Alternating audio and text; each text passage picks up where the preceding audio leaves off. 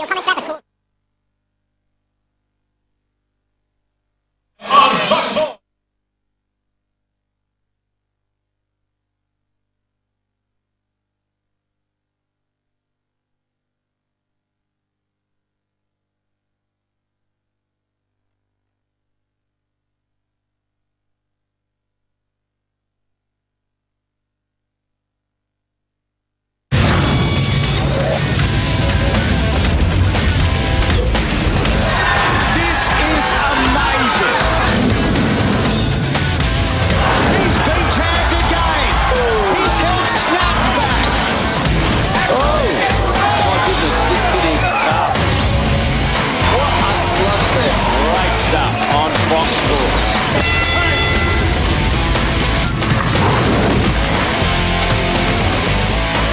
Big-time boxing began all the way back in 1995, and you could count on one hand cards that on paper hold the same type of attraction as to what's in store for us tonight. 3 genuine main events, 6 very nervous boxers backstage. The fights are mouth-watering, they're career-defining. Welcome to Melbourne, welcome to the War Zone for a show that not only features Australia's finest, but also representatives of New Zealand and the United States of America. It's a 4 Live fight card. Let's check out what's on your menu here tonight. In a show full of stars, we begin with 2 unknowns, but arguably the most evenly matched fight on the card. At light heavyweight, Henry Torres takes on Daniel Smith, who was on debut. Smith, a very accomplished amateur with huge raps on him, just 4 rounds here. Our second fight has been quite some time in the making. Australia versus New Zealand in the light heavyweight division. Unbeaten Aussie Blake Caparello and New Zealand's king Daniel MacKinnon. This is a belter, a career definer for both guys. The regional title means it's over 12. The Australian super middleweight title is next. This is about contrast and intrigue. 4 fights, 4 wins and a superstar already. Carr has taken a massive step up in class. Many are saying it's too much, too soon. But he's put out the challenge to fellow Victorian Serge Yannick for the national belt. 10 rounds for our semi-main event. Our main event is in the heavyweight division, an international matchup that could well steal the show. But in 1 round or over 10, we're not really sure. The freight train, Travis Walker, who we've seen before in stopping Carly Meehan, has travelled down under. And he's here to take on the undefeated powerhouse from Perth, Lucas Big Daddy Browne. Joining me in commentary over the course of the evening, former national champion Chris McCullen. On paper, it's the best of the year. Yeah, look, it's hard to argue with that, and as you said, on paper, it's a real good night. I think, tonight we'll get a little bit of everything. We've got the big, the strong, the puncher, the boxer, and the next generation, so it should be a great night. The light heavyweight bout, Australia versus New Zealand. Blake Caparello and Daniel MacKinnon at very differing stages of their professional careers. Yeah, I'm really impressed with Daniel MacKinnon in his last fight. Here against Mark Flanagan, he fought a very tactical fight. Tonight, he's up against a tactician in Blake Caparello. I think this will be a real cat and mouse fight. MacKinnon improving as he matures. Caparello looking to stamp his authority early tonight. The Australian super middleweight title is on the line. The champion Serge Yannick, the challenger, the very talented Carr. Yeah, look, this one's the most intriguing matchup in the night for me. Really, it's a big step up for Carr so early in his career. We know Serge Yannick's strong, he's aggressive, and for mine, I think he'll go out early and try and let Carr know who's boss. They are heavy, heavy hands. The hands of Serge Yannick, as a legend in Nader Hamden can testify. Then it is our main event. A great matchup, but a late matchup. Yeah, look, it's unfortunate that, Richard Towers, he was denied entry into Australia due to visa problems, but that's boxing. Tonight, we've got a good replacement in the freight train. Big Travis Walker, and look, if he's half fit, he'll give Big Daddy a real test. A controversial loss, many suggest, to Alex Leapai. He defeated Carly Meehan via TKO in round number 6. A guy that has got the lot. A step up for Big Daddy. It is for sure, and look, both guys got great power. Really, I can't see this one going the distance. We're not sure if it's going to go 1 round or 10 rounds, but it is going to be a belter. We look forward to your comments throughout the course of the evening. There is so much happening both here in Australia and around the globe, but live from Melbourne on Australia's sports leader Fox Sports, it's showtime.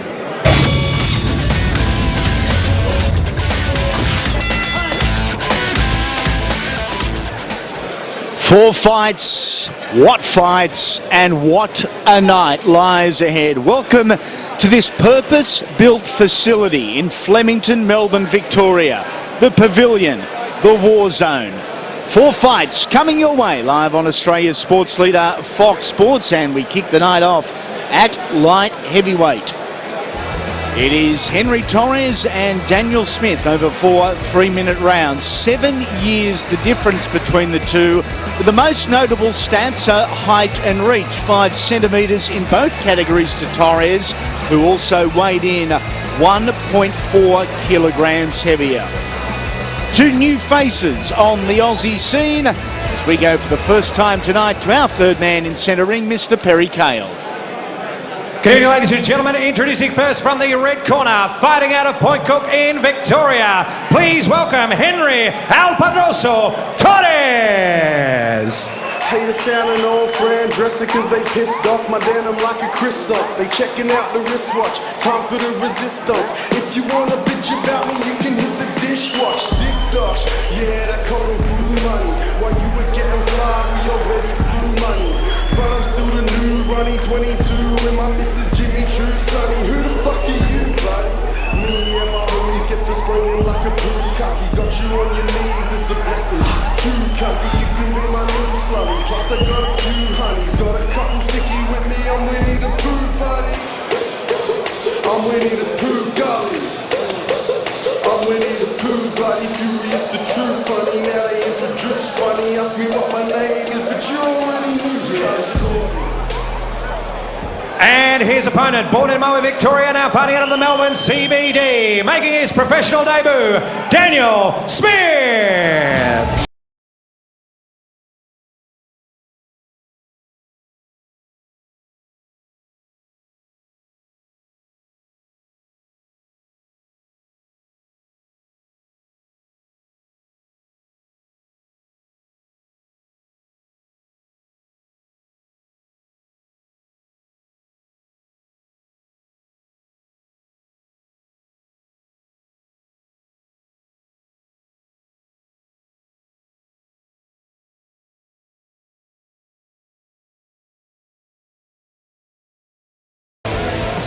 Welcome back, ladies and gentlemen, our live contest on Thursday night, big time boxing, 4 by 3-minute rounds in the light heavyweight division.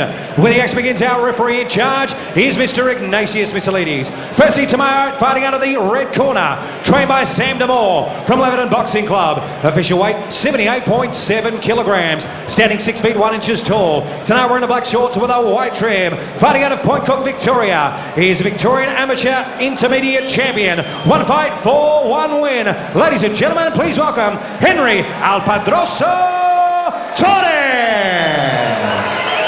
And his opponent to my left, fighting out of the blue corner, trained by Steve Stenborg and Barry Michael from the North Melbourne Boxing Club. Standing 6 feet tall, official weight 77.3 kilograms. Tonight we're in the yellow shorts with a black trim. Born in Maui, Victoria, fighting out of the Melbourne CBD. He's a 3-time Victorian State ABA champion and making his professional debut. Ladies and gentlemen, please welcome Daniel Smith. Fighters to centering, please. Final instructions. Alright guys, I explained the rules to you in the change. I want you to obey my commands all the time and protect yourselves at all times. Touch gloves and good luck. Malcolm? On a week where the world of boxing mourns the sad passing of former world champion and Hall of Famer Emil Griffith, aged 75, we kick off proceedings, the first of 4 live fights from Melbourne's Pavilion. We do so in the light heavyweight division, 79.38 kilos, 175 pound or 12 stone 7. It is Henry Torres in the black trunks, Daniel Smith in the yellow and black. Torres, 1 fight, 1 win, and Smith on debut, but with big raps, as I welcome for the first time former national champ Chris McCullen. Yeah, big raps on Daniel Smith, and you can already see he likes the left hook. Torres got a good jab. Needs to use that tonight against the shorter Smith. Try and keep Smith at distance.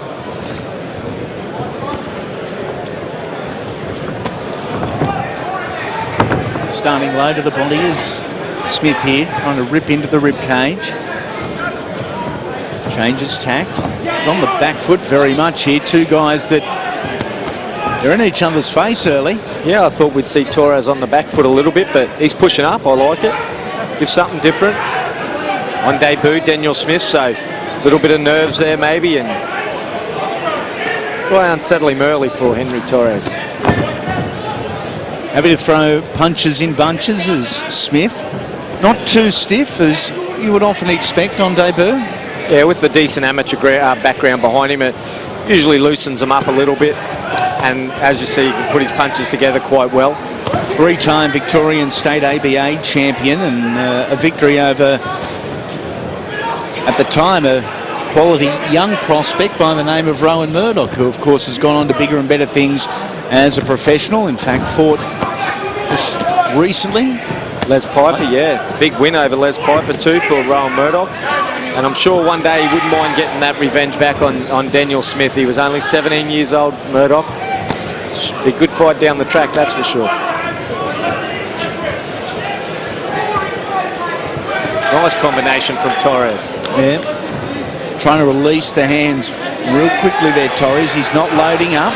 Beautiful jab. Letting him flow. Oh, good combination. He could have Smith in a bit of trouble. A little bit more power there from Torres as Smith sticks out his left hand, but the 5-centimetre advantage in both height and reach does go to the boxer in black. Yeah, beautiful combination from Torres. And there's that right hand again. Nice right hand over the top of the left shoulder there from Smith. Yeah, he works the body well too, Daniel Smith. Not so much there, but earlier on. At 30, a mature age fighter to be making his debut.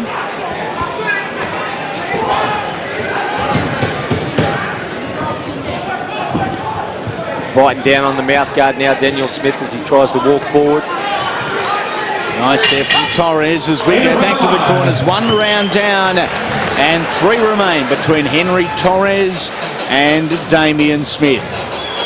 Wherever you're watching live around Australia, if you're part of the social media set, join us.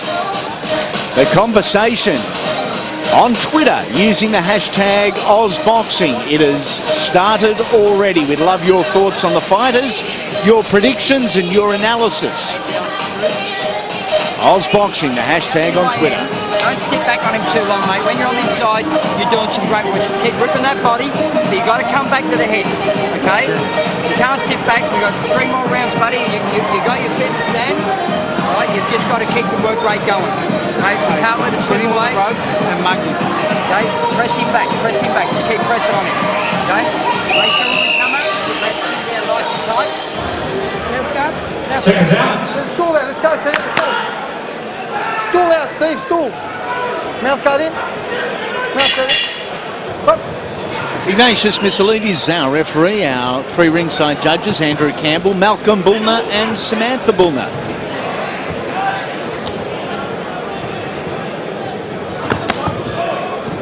Smith first in for the second round. There's that long left hand though from Torres, who impressed when we did see him on debut in this very building in February of this year with a 4-round points victory over Clint Alderton. Yeah, I was real happy with him on that debut. He showed good boxing skills, he moved well, and tonight shown a little bit more, a little bit of aggression, good defensive skills. Watch the back of his head, Dad. Watch the back of his head. Good work from Daniel Smith. Nice shots. Here comes Smith. Head down, bum up and bullying his way forward, trying to get in, firstly, Chris, to a dominant foot position. Well, really, it's where he wants to be inside there, and he's got good low balance, so he's got good low posture, so he's going to have good balance. But really, it's not really where the position Henry Torres wants to be early on in the round. Torres had success in there from towards the end of the first round. Oh, good jab from Torres, but it's Smith at the start of this round. He looks easier and more comfortable on his feet, does young Daniel Smith, who lives just a couple of kilometres here from Melbourne CBD. A little chilly on the outside. It might be cold getting home tonight, but it's warm in here, a quality prelim card. We saw the local boys victorious. The Balla brothers, Ibi and Camille, and Omar Kimwari, all with their hands raised in victory. A little chilly's an understatement down here at the moment. But it's warming up here in round number 2. Good work from Smith. Yeah, very nice from Smith. It was a 3-punch combination. 2 of them scoring shots, but enough to have Torres on his back foot. He hasn't stopped this round, Daniel Smith. Good jab from Torres. On a good right hand, good body shot. Right there was Daniel Smith, the long arms of Henry Torres, again marking up young Daniel. It was later in the first round where Torres had success, and here it is again in the second.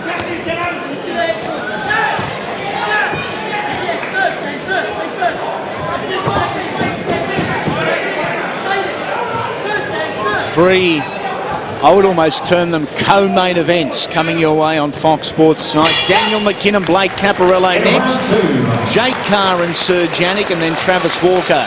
And the big daddy, Lucas Browne.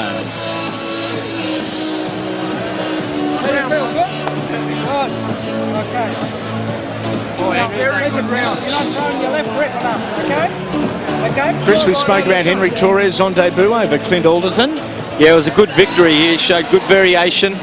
He's only young, Henry Torres. Good combination work there.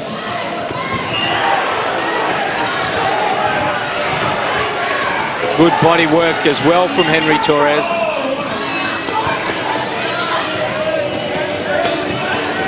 It's not economy of punches. He's happy to throw them, and plenty of them. Yeah, good fast punches. Henry Torres. Seconds out. Win this round 2, come on. Mate, just watch that elbow a little bit high. Warning there for Daniel Smith from Ignatius Missilides. Our referee just asked him to watch the elbow. Searching a little high. We're halfway through this one at light heavyweight. 4 3-minute rounds. Watch the back of his head there, Daniel. Watch the back of his head. A lot of it's just the style of Daniel Smith. He's an aggressive style fighter, so those little things will happen. Doesn't look like he's doing anything intentional in there. He doesn't present as the stereotype amateur fighter. No, he doesn't, and you'll find that in a lot of the Victorian fighters. And hence, we spoke about it before, why there's so many good young Victorians coming around at the moment in what you'll see tonight. Jake Carr, the Balla brothers. 5, 6, 7, 8 years ago, they had a real pro style about them, and now that the amateur game's working to a pro sort of a look or style, I would guess, leaning more, you'll see a lot more of the transition period a lot easier on the amateurs than it was in the past. Nice jab from Torres, but good head movement from Smith. Again, Smith to the body. Little round arm, perhaps, according to Steve Stenberg, Barry Michael and Rod Carr, the father of Jake Carr, who was up later on tonight, former national champion himself.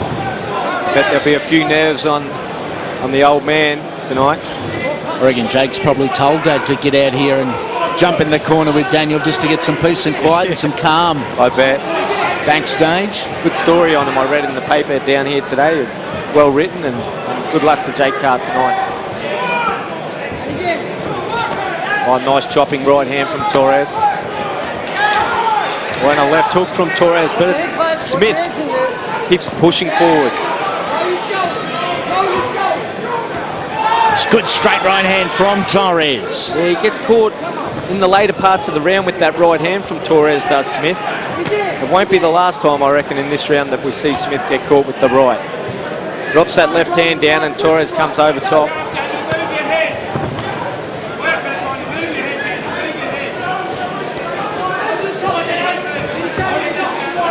Certainly going to know he's been in a fight, Daniel Smith, as is Henry Torres.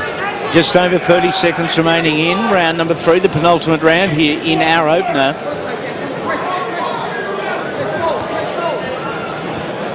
Fatigue most certainly set in.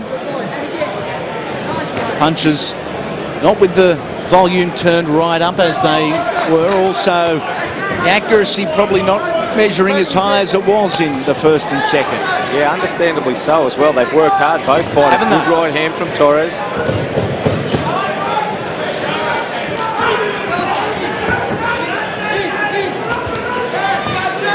Last couple of seconds of the round, they're letting it all go. Henry Torres and Daniel Smith.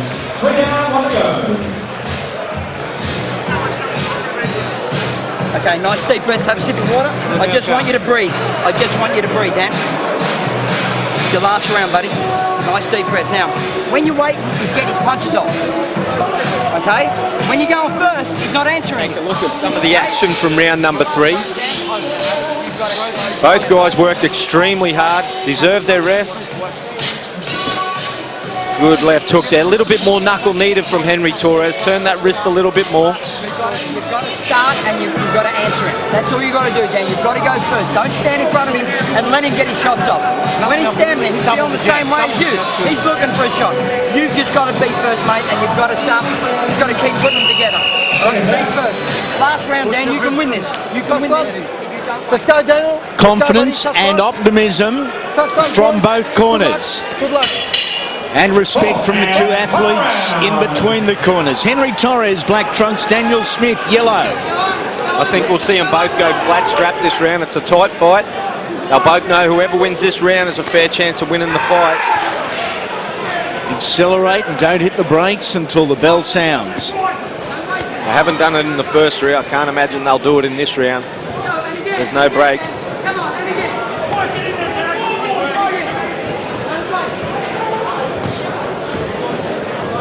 Watch your hands in there. Watch your hands, Flash. Torres, no doubt, landing the cleanest shots over the course of the first 3 rounds. Oh, good right hand from Daniel Smith. Yeah, the cleanest shots, I'll go with Henry Torres. The work rate, pretty even. Daniel Smith's body work's been a little better. Yeah, so it depends how the 3 ringside judges are looking and what they're looking at in particular. That's exactly right, yeah. It'll be a tie. I wouldn't be surprised if we see the scores a little different in this one. Back of his head, Daniel. Oh, good combination from Torres and straight back for Daniel Smith.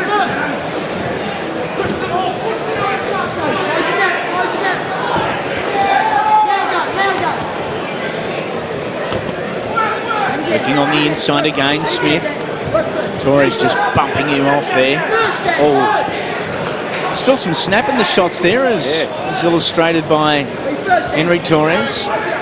Oh, good head movement, but he ate the left hook from Smith. Torres trains out of the Laverton Boxing Club. Sam Damore, principal in the corner tonight.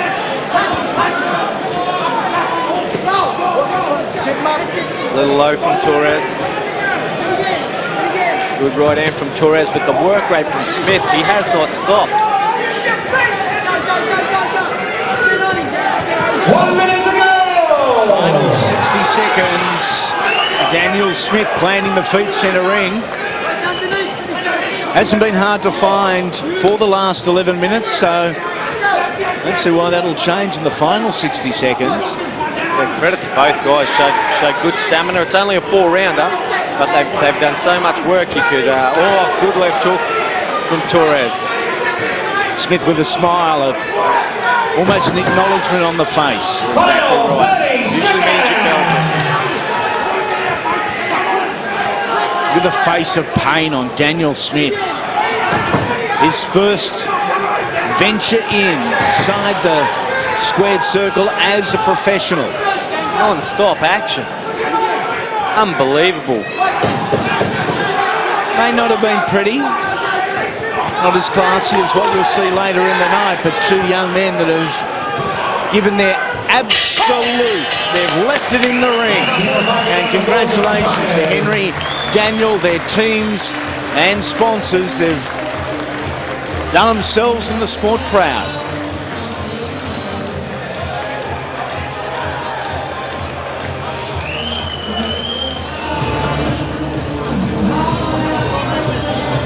Is it 2 from 2 for Henry Torres, or a victory to Daniel Smith on debut? We'll find out shortly with Andrew Campbell, Malcolm Bulmer and Samantha Bulmer, our 3 ringside judges.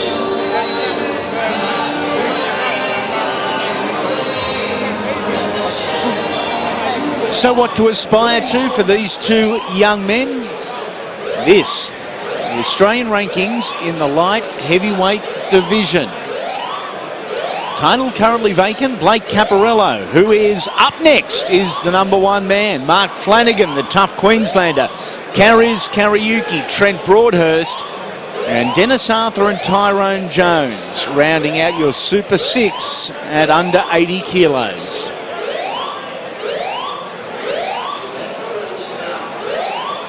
I've lost touch with music these days. I'm not sure if this is a new song in the background, the fire alarm is sounding, or time to get up and leave. I haven't heard this one before, this song anyway.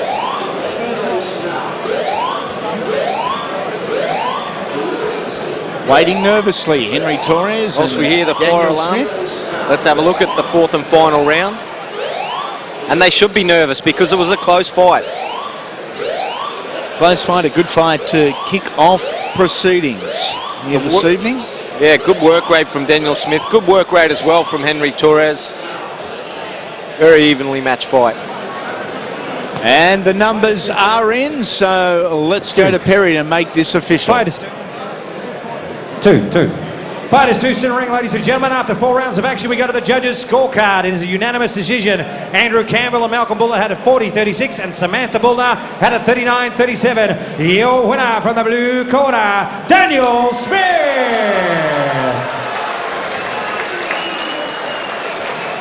A unanimous decision to Daniel Smith on debut. There may well be a little bit of conversation and debate about that over the course of the night. To both guys and their corners, as I said, congratulations.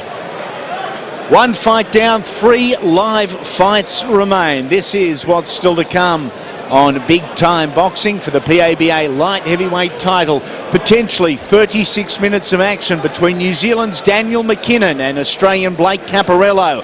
That's up next. Jake Carr and Serge Yannick battle for the Australian super middleweight title. In our main event, the heavyweights, the United States versus Australia, Travis Walker and the Big Daddy, Lucas Browne. And immediately after the break, we'll chat with both the Freight Train and Big Daddy right here on Fox Sports.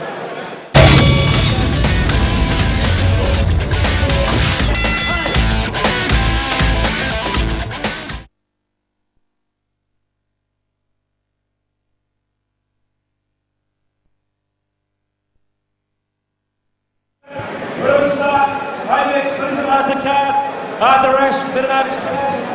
Where do we start? Solomon Barrymore. Quickly.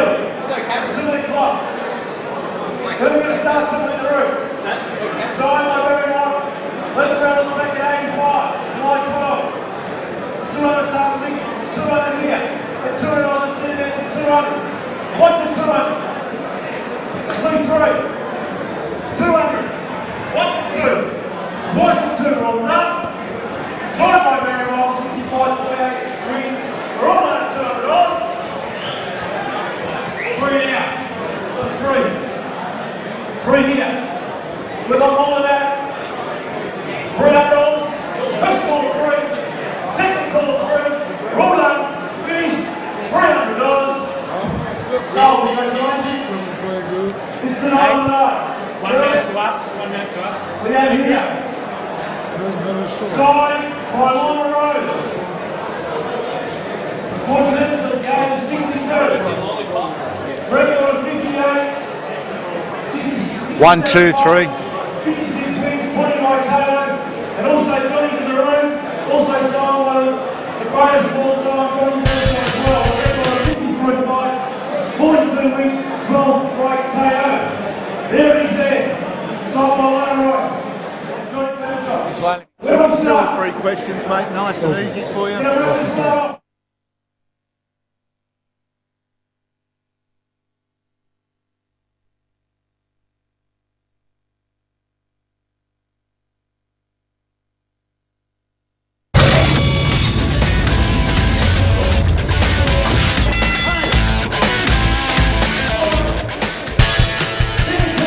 Australia's sports leader, Fox Sports, is proud to present our latest edition of Big Time Boxing. Tonight we are live from the Pavilion in Melbourne. Fight number 1 of 4 saw Daniel Smith on debut with a unanimous points decision victory over Henry Torres as we build towards our main event. And the heavyweights, in every sense of the word, are on show tonight. Australia's Lucas Browne and this man, the big man, the freight train, Travis Walker. We've seen you before. Welcome back to Australia. Thank you. I love this place, man. Jet lag not a problem? You slept on the plane? I slept very well. We saw you last out do a number on one of our finest in Carr. Has anything changed in Travis Walker? No, I don't think so at all. I feel great, and I'm ready to impress the fans again. Y'all got great fans here. Now, you're a late caller into this fight, but you've been training, you're fight fit, you say you're ready to go. Right, yes I am. What do you know about Lucas Browne? I watched his style for about a year now. Somebody else put me on him. Not too impressed, but, you know, I'm looking for a good fight, though. Not long now. We wish you all the very best. Thank you very much. Travis Walker, one half of our main event here tonight. Let's take a look at the numbers that matter. Both men, they're only babies at 34 years of age. As far as height is concerned, Travis 1 centimetre the taller, but the key stat here is the reach, 11 centimetres. As far as weight is concerned, Lucas Browne just on 4 kilos heavier. What a matchup it should be. We saw Travis Walker in action initially against Alex Leapai, a controversial mid-fight stoppage, but then we saw Travis Walker against Carr. Lucas Browne has joined us. Finally, the big bloke just finishing his preparation. How has it been, the run into the fight? It's been very good. Obviously, I've prepared for someone different to who I'm fighting, but it's much the same. Like same sort of height. He's a big boy, so there's still that power factor that I have to watch out for. So everything I have been learning over the last sort of 6-8 weeks, I'm going to be putting into practice tonight anyway. Now we will explain. Lucas was meant to be fighting Richard Towers from the United Kingdom. Visa issues. He couldn't come into Australia. Travis Walker. Same, different, or does it not matter to what you were planning? It doesn't really matter, no. I go for my plan, and that's obviously what I'm sort of looking at doing. As I said, much the same sort of height and everything else, so the plan's much the same. I have to look out for his power and then get a bit of my own off. 16 fights in, you're not the baby anymore, you're not the rookie. Mentally, you're learning so much more. Definitely. I take something out of every fight I've done. The last fight was James Toney fight. I think it shows that I can go 12 rounds again. So, yeah, I'm more than ready for a 10-round fight tonight, and we'll see how it goes. How important was that 12 rounds in the fact that you now know somewhere in the back of the mind when the going gets tough that you can go? It's been the second time I did that. The first time was, I think it was my 6th fight against Clarence Tillman. But, yeah, I think it was good for everyone else's point of view, knowing that I'm not just a banger, I can do the 12 rounds. We wish you all the best, little fella. Thank you very much, man. Lucas Big Daddy Browne, one of the superstars in Australian boxing, in our headline act here tonight. Fight number 2 coming your way live on Fox Sports. It is up now. The PABA light heavyweight title, 12 3-minute rounds. The king, Daniel MacKinnon from New Zealand, with the experience advantage over the bomber, Blake Caparello. We're in his backyard. Looking at the tail of the tape, and 3 years separate these two fighters, the height and reach advantage massive to the Aussie boy. Both guys weighed in comfortably under at 79.25 kilos. Fight number 2, a main event anywhere around Australasia, is coming your way. Bout number 2 of the evening of our live broadcast Thursday night big time boxing. Introducing first, ladies and gentlemen, fighting out of Aotearoa, New Zealand, the challenger, the king, Daniel MacKinnon. We are the greatest team in the world. This is your time. This is your time. Now go out there and take it. Great moments are born from great opportunity. ATP. We're not gonna give in. Keep here to fight. Can't give up.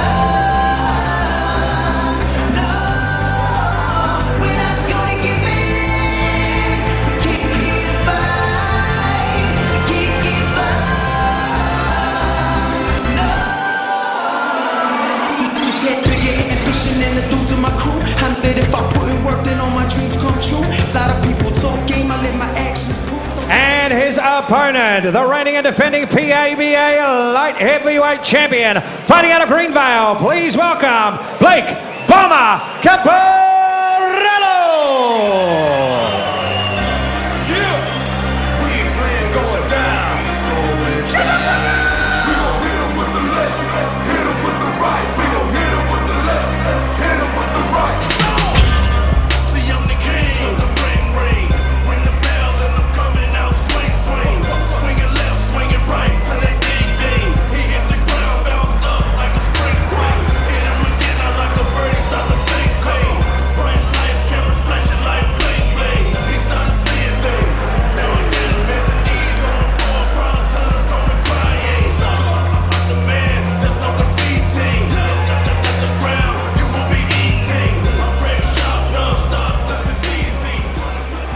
By 3-minute rounds, light heavyweight division for the PABA light heavyweight title. When the action begins, our referee in charge is Mr. Ignatius Missilides. Our PABA supervisor, the Rose, Brad Vocali. And our judges at ringside, Andrew Campbell, Malcolm Bullner, and Reg Williamson. Introducing first, to my right, the challenger, trained by Henry Schuster.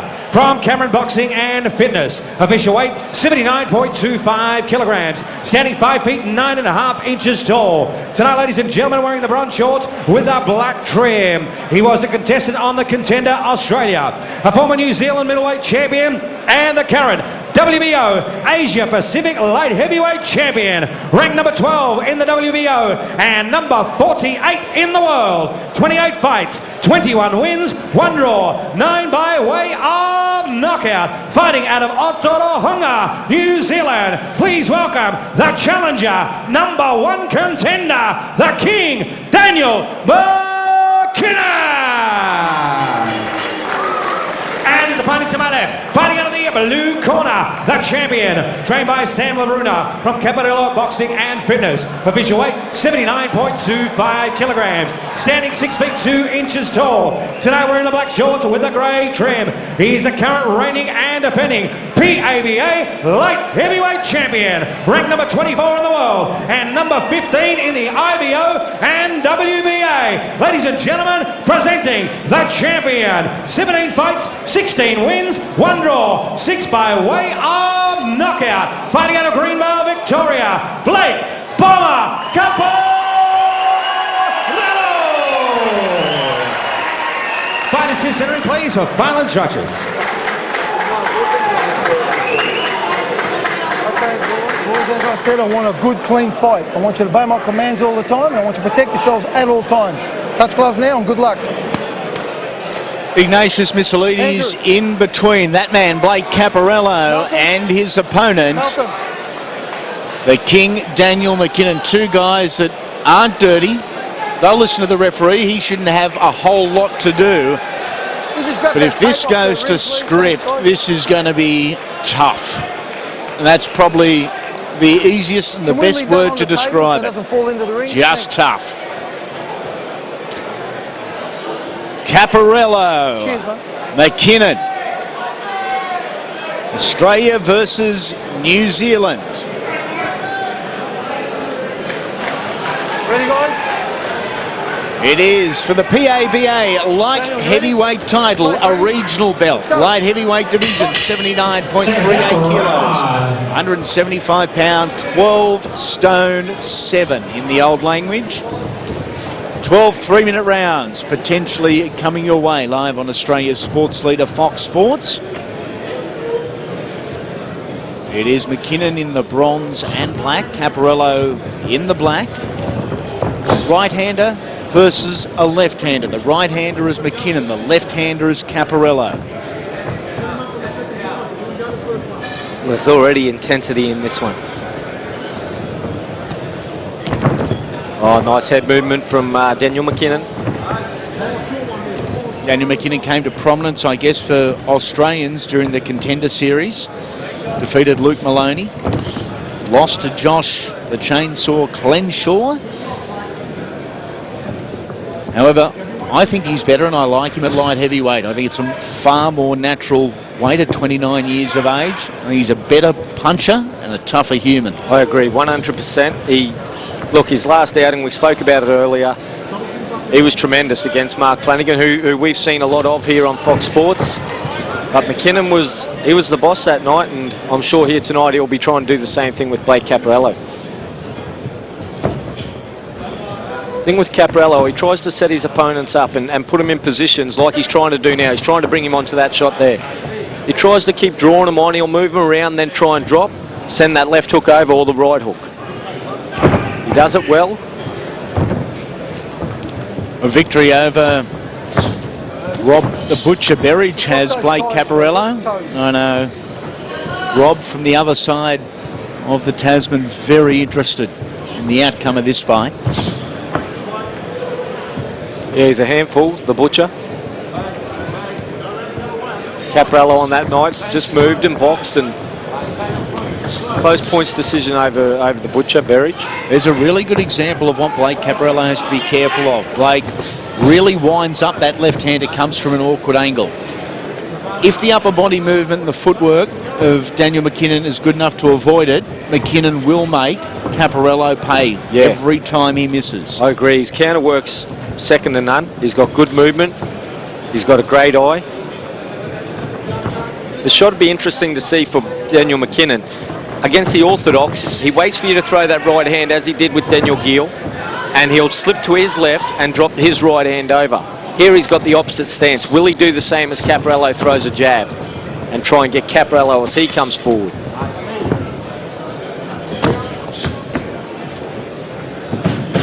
He's held 3 titles, the New Zealand middleweight title, the WBO Oriental Super middleweight title, the WBO Oriental light heavyweight title is Daniel MacKinnon, so looking to add a 4th title to his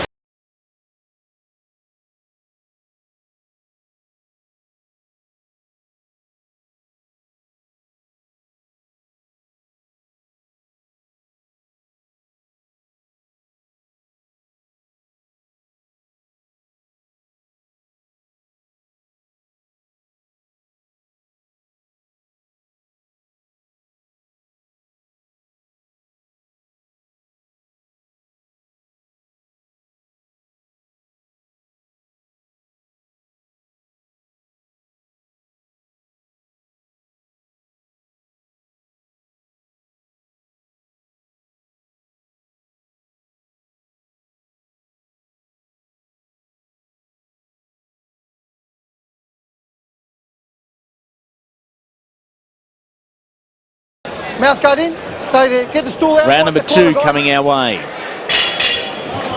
Box. Fight number 2 of 4 on the main card here tonight. It's like we've got the main event here in round number 2. There's no one, 2 very talented, tough dudes doing their thing for Fox Sports. And Andy, like you said in the first fight, it was a battle of the footwork on the inside. And as you heard trainer Sam LeBruner in the corner with Blake Caparello say, we got to win the footwork tonight. Meaning he wants to have the better positioning, or he wants to move around better angles, or use his feet to avoid this work here from Daniel MacKinnon. For all young fighters at home, your wheels are what is everything. Watch those toes, guys, watch those toes. Example of the hand speed from both guys there, also the lateral movement, head movement from both guys. Caparello's tried that left hook on a few occasions, caught the glove in the first round a few times with MacKinnon, but for mine he sees a weakness there. He's tried it about 5 or 6 times already. There it is again. MacKinnon up to it then.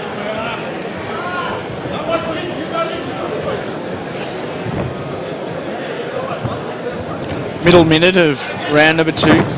Caparello, as his name suggests, goes bombing.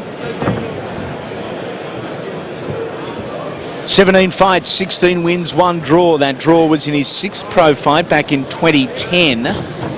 Draw in his Australian light heavyweight title challenge against Queenslander Shane McConville. Okay, let's not waste time, boys. Box.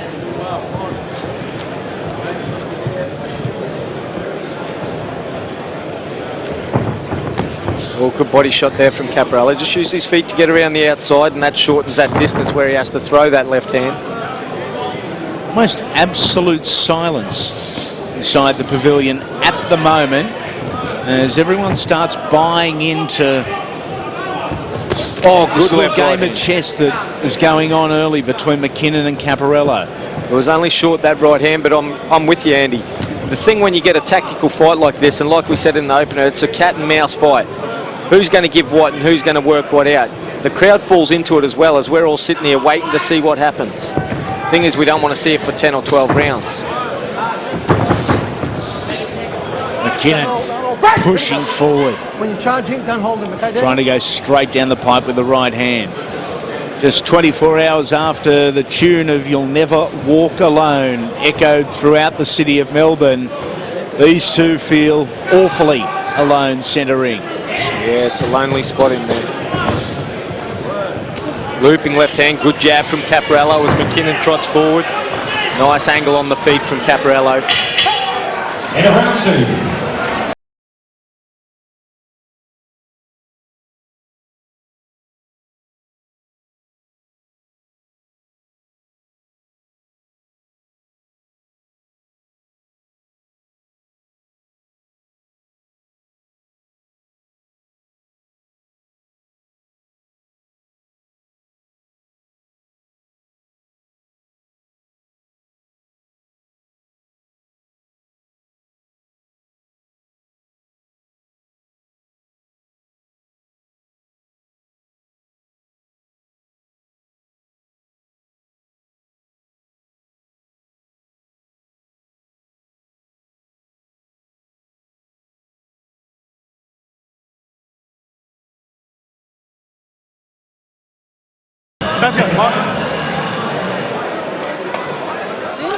Round number 3.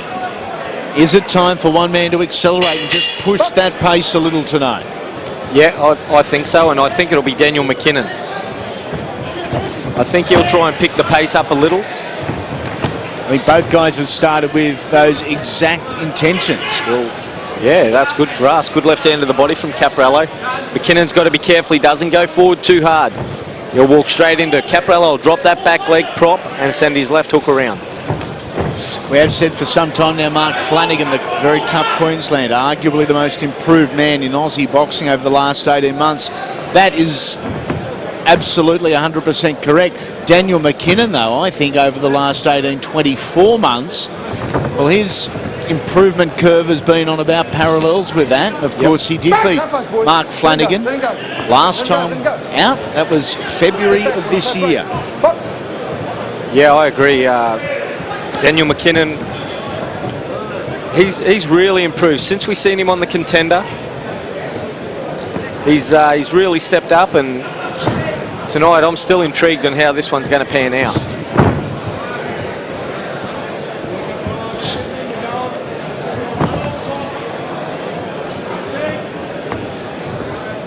Caparello back against the ropes here. MacKinnon, not what you'd call a banger. It's not where he's built his reputation. 9 knockout victories in 21 wins.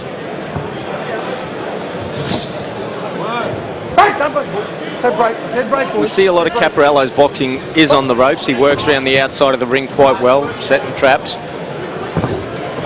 That's where MacKinnon, I think, in my opinion, that's what he has to jump on. He's got a good eye, he counters like that, or moves like that, but he's got to send the counter out, make Caparello miss. And a little smile on the face here of Daniel MacKinnon. I think he's very comfortable with where he's at in this fight and what he's seeing coming at him. I think he's seen the punches early and seeing them well. He's seeing them really well as he switches into the southpaw stance.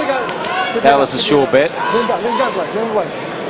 But you're right, maybe he sensed something. He sees when Caparello's going to punch. But he needs to counter.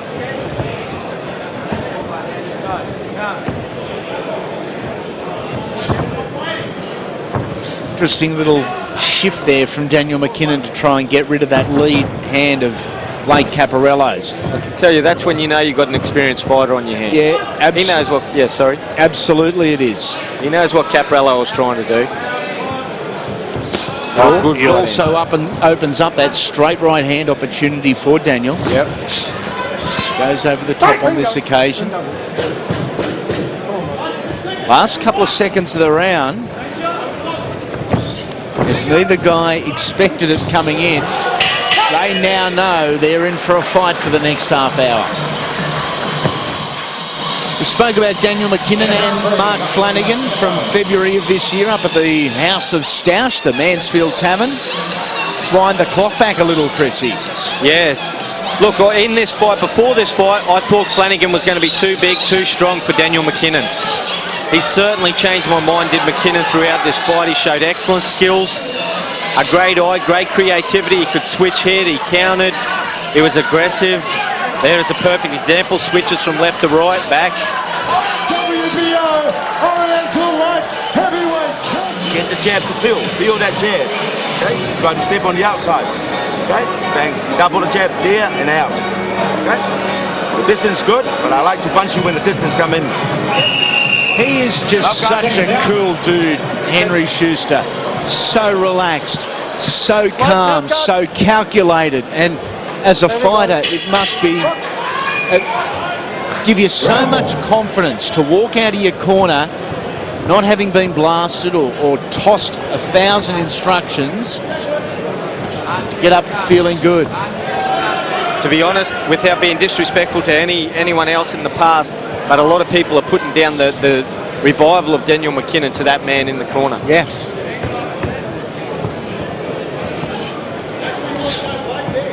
See now MacKinnon trying to set up Blake Caparello, who's got a little nick on the left eye.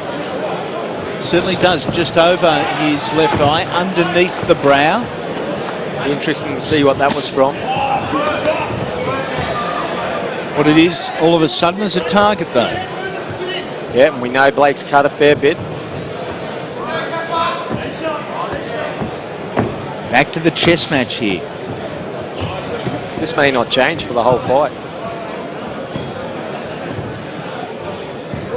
Out of the Caparello corner, this fight was the fight they were hoping that he takes that step up in class, goes to the next level in fight number 18 of his career. Well, for Blake or Daniel, doesn't matter which one it is, they're both young enough. Yeah, absolutely. And really, like you said, in the opener, it's a career-defining fight. Yep. And look, both guys need to win this fight if they want to move on to bigger and better things. Say break, sit back.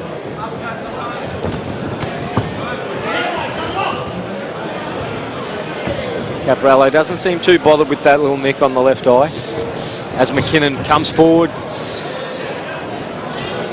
Johnny Famechon here in the building. It is always a pleasure to be in the company of royalty. The old superstar, Johnny Famechon. The game calling him old. You'd have 2 on your chin before you even blink, Chrissy McCullen. That's true. Young stager. Fabulous seeing the icon here in attendance. Right, let him go. Let him Beautiful left hand to the body there from Daniel MacKinnon. Come on, let go. And if they can pick that up in the corner, as MacKinnon comes and drives that right hand into the body, Caparello will fall to his left. Maybe MacKinnon should change that second right hand that he's trying to a right hook or a right uppercut, half and half. You'll see Caparello dip to his left, and that's where, there it is there, and that's where Daniel MacKinnon should try and get onto that. Oh, Caparello winds one up.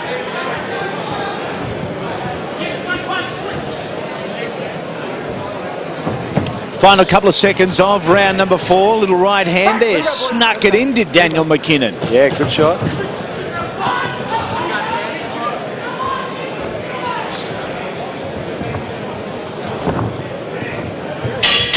Back to the corners we go.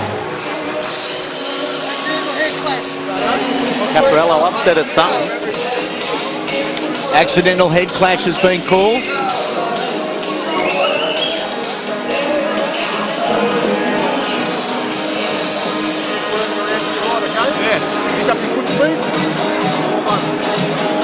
Every time you do it, you land straight left on We see the cut on the left eye of Blake Caparello, and that's what it's caused from.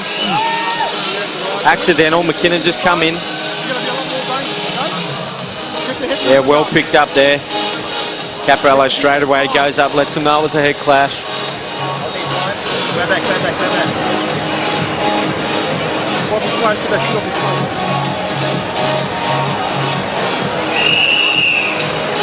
Seconds out. Let's go, guys. Come on, let's go, Blake. Blake, let's go, let's go, let's go. Round 5. Here we go, round number 5. That was an accidental head clash, okay? So what I'm going to tell you both is just be wary of the heads, all right? I know it's Southpaw Orthodox. Be aware, okay? Box. It is going to happen when you've got a left-hander versus a right-hander in. Not always when you've got this much experience in the ring, though. Yeah, it's just part of boxing. They'll, you know, lefty and righty, they'll step on the front feet a lot.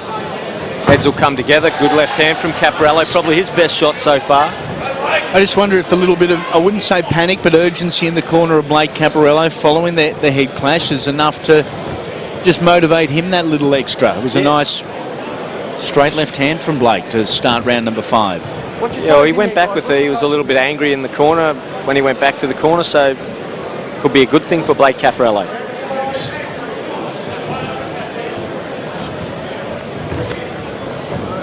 Back on the tactical side of things here.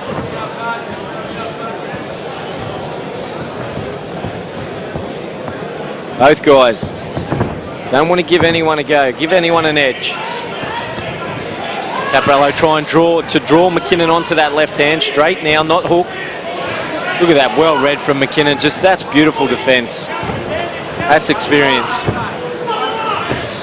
Now Blake Caparello with the best part of 13 centimetres advantage in the reach department, but it's Blake that's missing from the outside. He hasn't found his ranges yet. And that's all because of Daniel MacKinnon. When you've got a fighter who's got the eye and the footwork of MacKinnon, sometimes doesn't matter how much reach you got.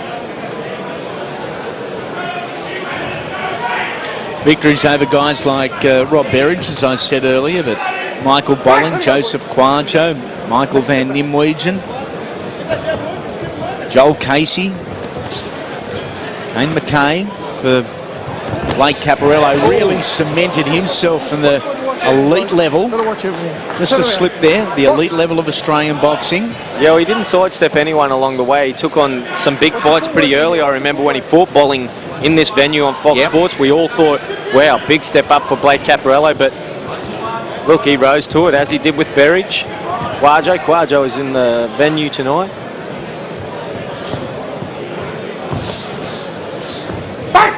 MacKinnon firing away. Triplicate with the right hand.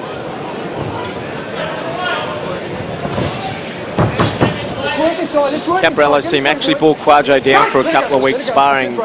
Even though he's not a lefty, they needed someone strong and that could put the pressure on Blake Caparello. Well, they picked the right guy as Caparello looks to open up here, but here's the receipt from Daniel MacKinnon. Swift and aggressive. Let it go, let it go. Let it go, boys, let it go. In round 5. Round 5 over. 7 remain and still many questions to be answered.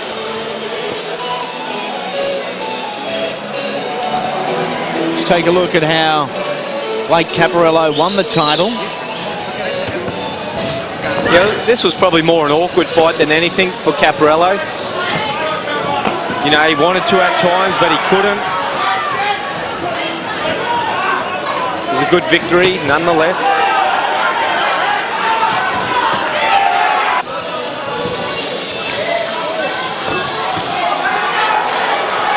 This was earlier this year. Oliveira is a good defensive fighter, and Caparello couldn't find his mark properly in that one. Okay? Leaning. Seconds out. Yep. Come on, come on. When you're in close, watch your head, okay? Watch your head. Gain more instructions, more warnings, more requests, if you want to put it that way, from Ignatius Missilides. Just telling these guys, watch your heads. It's almost the inevitable. Yeah, not much you can do, especially when you've got an aggressive fighter like MacKinnon is at times, and Caparello's on the back foot and then heel prop. There's really not much you can do. I'll be surprised if we only see the one cut in this fight. Aggressive and desperate fighters. It will happen again. Caparello sneaking around the perimeter here. Hasn't been able to utilise that 13 centimetre reach advantage. Doubling up with the lead hand there. Trying to set up something with his power shot, the left hand.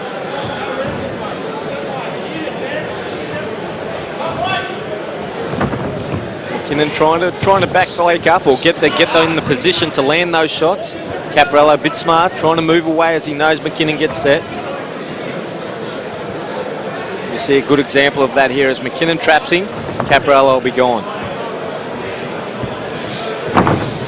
Oh, there's that shot from MacKinnon when Caparello dips to the side. Dips to the side, comes straight through with the left hand. Nice left hand from Caparello. For mine, I'd be trying that a lot more on Blake Caparello.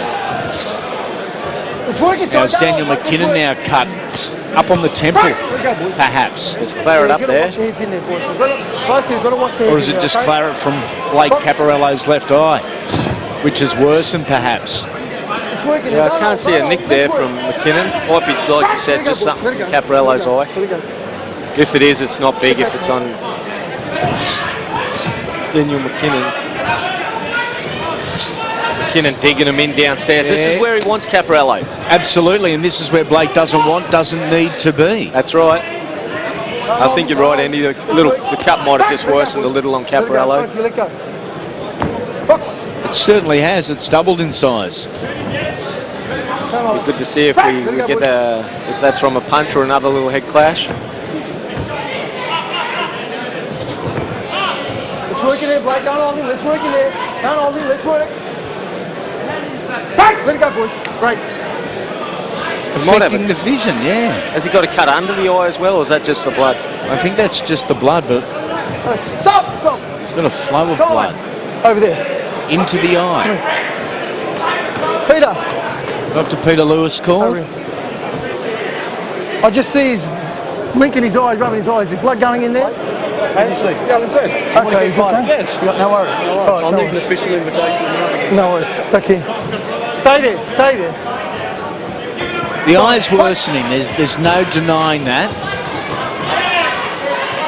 And in theory, it should act as a little bit of motivation and inspiration for Blake Caparello. Did for both guys.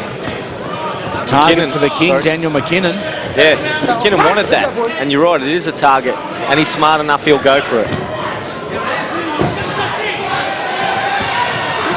Caparello's just opening up a little bit, but the bell sounds to put a halt to that onslaught.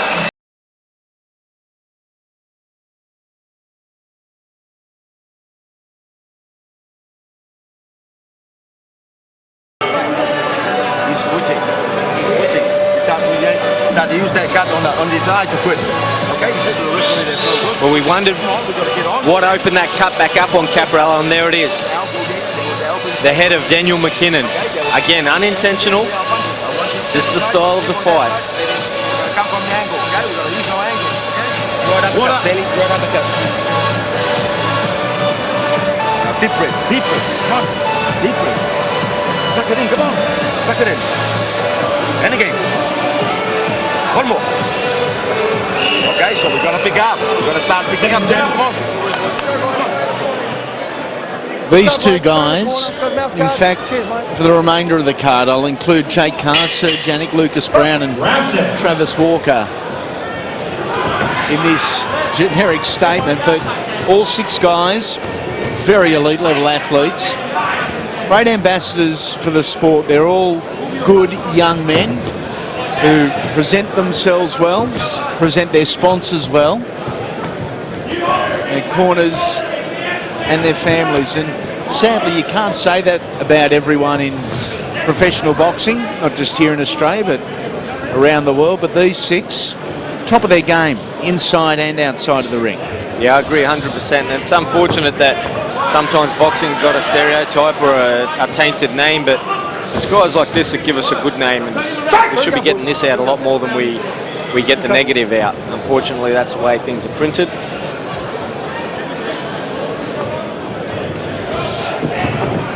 Both guys going on the counter. Caparello with bad intentions with sweeping left hand there. Turning into southpaw near Daniel MacKinnon. He did it round number 2 for a short period of time. He walks into a left hand from Caparello. That may very well end the southpaw experience. You're exactly right. He's back into orthodox stance, and that was the best punch of the fight so far from Blake Caparello. It's working there, boys. It's working. Don't hold, Blake. Don't hold. Let's work. Let's work. Same old scenario when you switch it. You can punch, but it's when the punches are coming from different angles that catch you out. Yeah, it worked with Mark Flanagan. Caparello a little smarter as he brings Daniel MacKinnon onto that left hand. That's nice from Caparello, who is a gentle young man. He's quietly spoken outside of the ring.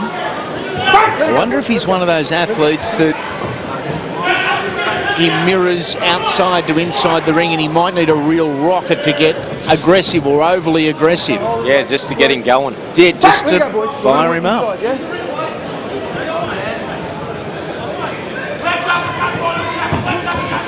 Good combination from Caparello.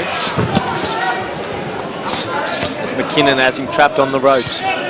Yeah, towards the end of round number 7. Let's work. Keep working, boys. Keep boxing. Keep boxing. Caparello vulnerable here, but he puts a stop to any onslaught from MacKinnon. Just clamps down. 2-shot combination from Caparello. Both deflected somewhat.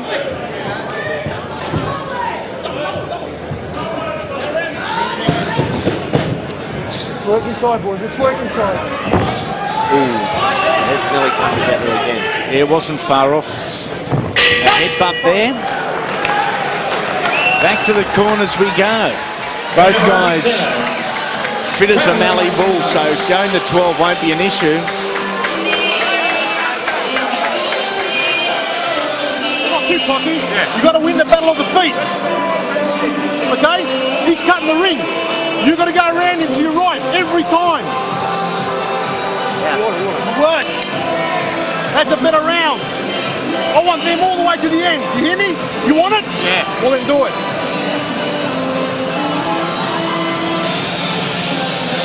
Let's take a look at some of the action from round number 7 and the overhand left from Blake Caparello. Just caught the napping Daniel MacKinnon out. There's a left down the pipe. MacKinnon acknowledges. Head down and spin.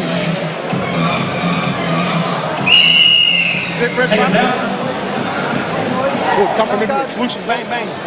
Let's go, Blake. Mouth guard. Cheers, mate. Massive couple of weeks in Aussie boxing and 4 Aussie boxers overseas. Of course, Daniel Gill, Darren Barker for that IBF middleweight championship of the world over in the United States. You can see it live on Fox Sports venues or Main Event TV. And with the news, Aussie Joel Brunker is now featured on the undercard. We wish our man, the real deal, all the very best in the team. #1 middleweight in the world. Another head clash there. Listen, you've got to watch your heads, all right? You've got to watch your heads, all right, boys? Watch the charge. When you charge, you've got to watch your heads. Yeah, good man, Daniel Gill, to represent Australia. And yeah, you speak about class, and there it is. yeah, it's not much better than him. I'd like to thank Tony Nobbs for his assistance with bios and analysis tonight. Always a crucial member of our Fox Sports team and has been for a number of years now. Is Caparello trying to set traps? That's what he does. He moves around the outside, waits for MacKinnon to launch, and then he'll drop the shot. Well, there he just moved. Good footwork, Caparello. Up He's jab. awkward, isn't he? Oh, yeah, he's got good long hands as well. Long arms, I should say.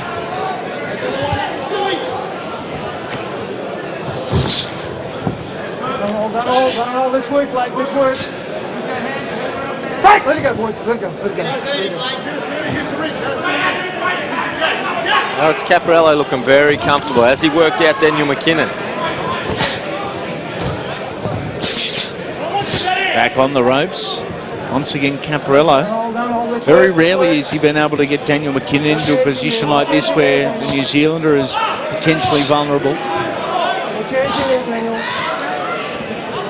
Minute to go, round number 8. There's Caparello.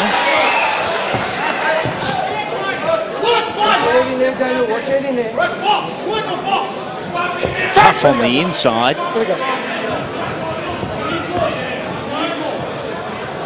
Big broad, oh, good jab from MacKinnon. Yeah, it certainly was.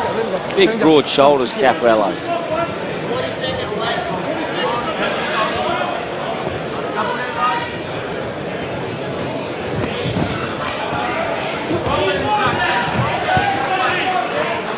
Corner have done great work on the cut, no blood coming down now. Yeah, they have. That right hand might have helped a little come out from Daniel MacKinnon. Don't hold, Blake. Let's work, boys. Let's work. Bingo. Blake Caparello debuted in August of 2009 down the road at Docklands with a 6-round points victory over the durable Aaron Ross.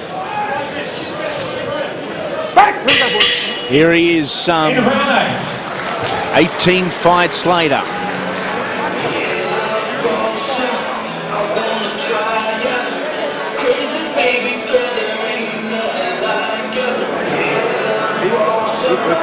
Some sucker punches as he's standing there. Okay? Good head movement, but try to move with the back foot. Walk with a little step. Okay? How you feeling? All right? We gotta start go again. We gotta go. Even inside, his hand was there. Step aside, bang. Bring that uppercut. Just chin. You put your head underneath the head. Your head on the chest, push it up. Okay? Forward, a nice uppercut behind it. Come on. Gotta think it. Deep breath. Come on, give me deep breath. Deep breath. Come on. Come on, we gotta work, man. Come on, Dan. Mouth guard in. Stay there, bud.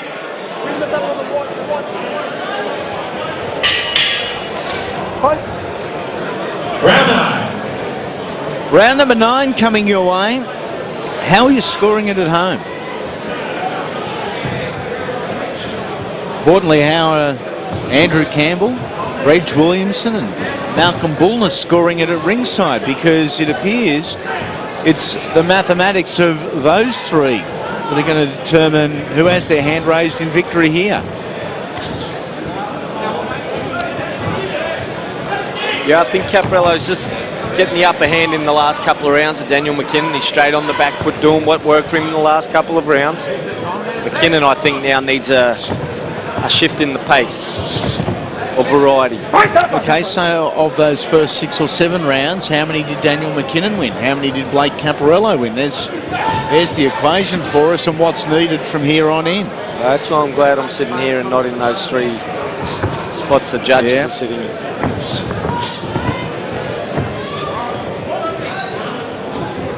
Good head movement from MacKinnon. Over the top comes Caparello.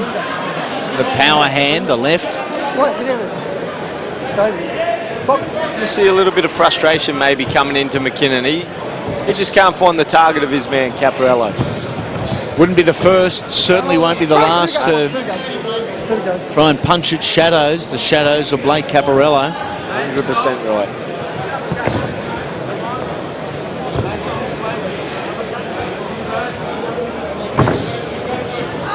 MacKinnon showing the defensive ability doesn't all belong to Caparello. He's certainly very good at evading the shots as well. Moved once again into a left-handed or southpaw position as Daniel MacKinnon. Just be careful he doesn't eat that left hand again. Turns back into orthodox or normal if you'd like.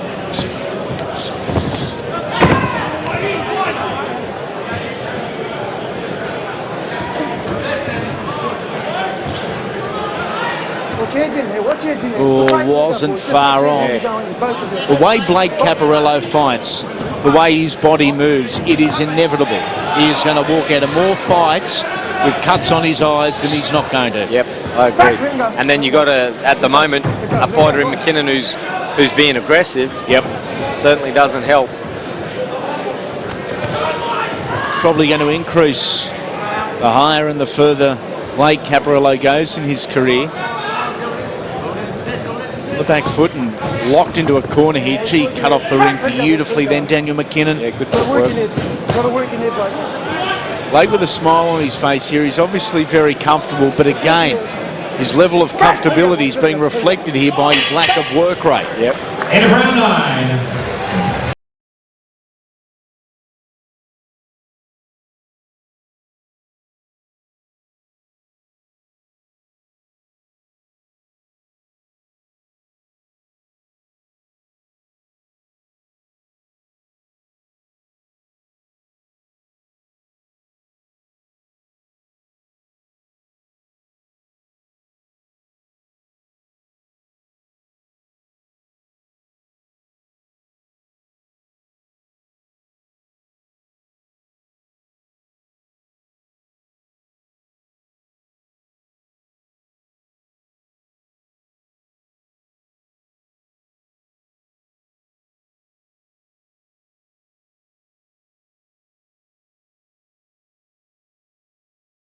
You don't need it. It's your timing. Okay? You dictate. Chair out. Get the stool out. Sam LeBruna pulling the shots in the corner for Blake Caparello.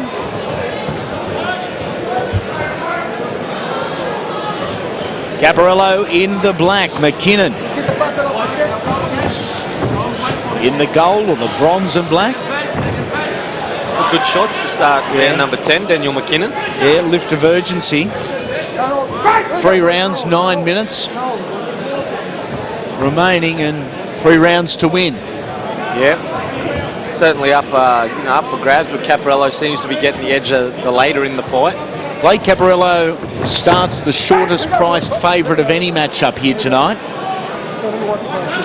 Interesting on the previous fight of Daniel MacKinnon.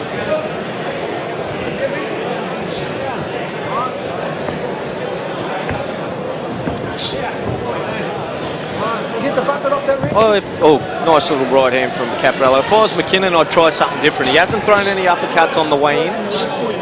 Maybe try the right hook a little bit more. Maybe try the straight right to the body. They're not going to work against Blake Caparello when you're already on the inside. That's right, yep. So maybe coming in is when they will work. As you said, maybe worth a try at this point in time.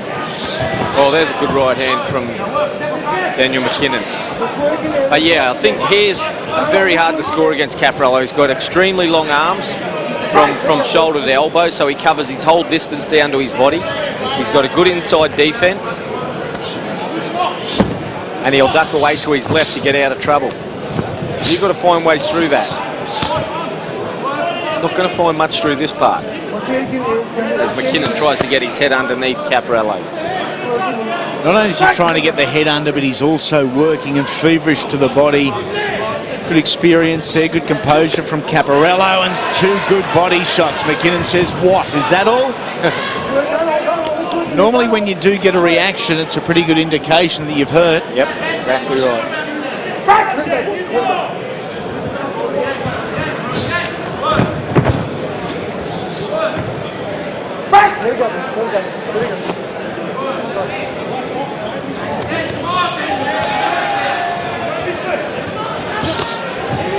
Head gets rocked back at MacKinnon there as he comes in aggressively to the young boy from Essendon, Victoria, just up the road. Straight right from Caparello. Get him free. Let's work in it. Let it go, boys. Let it go. Let it go. Caparello independently rated the 24th best light heavyweight in the world. It's a fair feat after just 17 fights, but it also outlines the importance of this matchup, not just to his rankings and ratings, but his experience. Mouth guard out.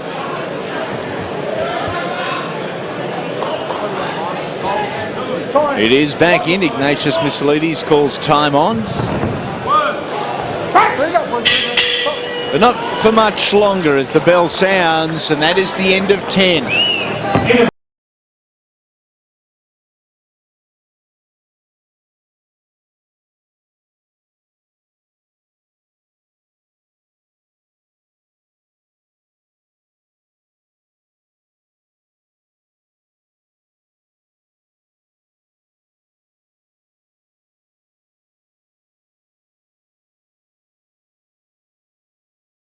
Go.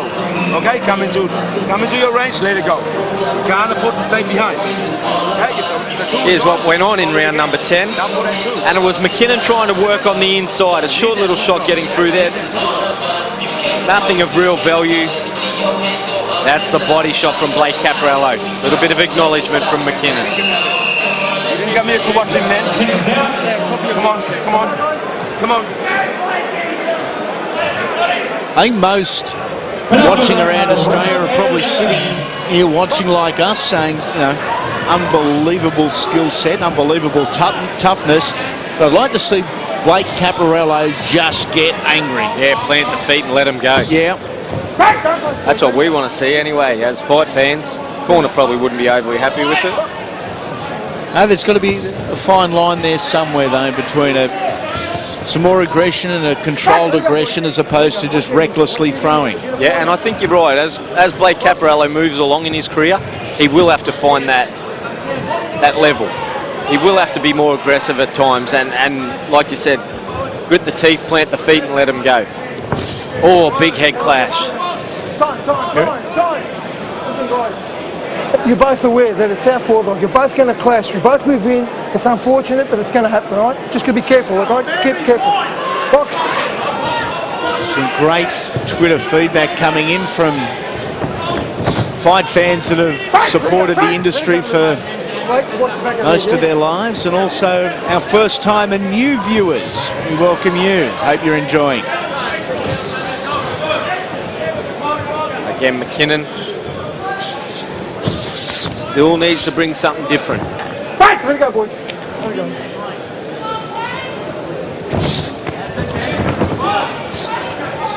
Middle minute of round number 11. Blake Caparello has on 2 occasions been scheduled to go 12 rounds. He's gone 12 rounds on both those occasions for a 2-0 record. 4-1 12-round record for Daniel MacKinnon.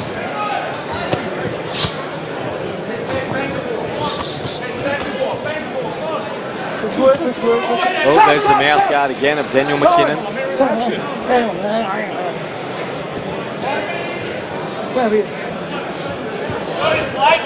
Just over a minute remaining. Time has been called off. Keep it in. Comes out again. Box. More of a threat than instructions there. Yeah. All the heads come together again. Yeah, I don't think MacKinnon's spitting it out on purpose. He doesn't look overly tight. He's still trying to be the aggressor. Well, MacKinnon with the head rock back there.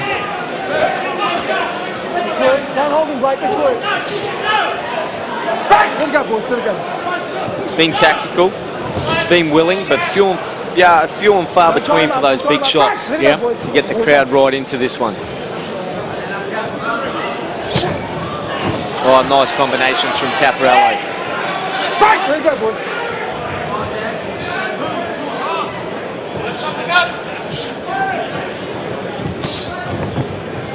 Pushing forward again, MacKinnon.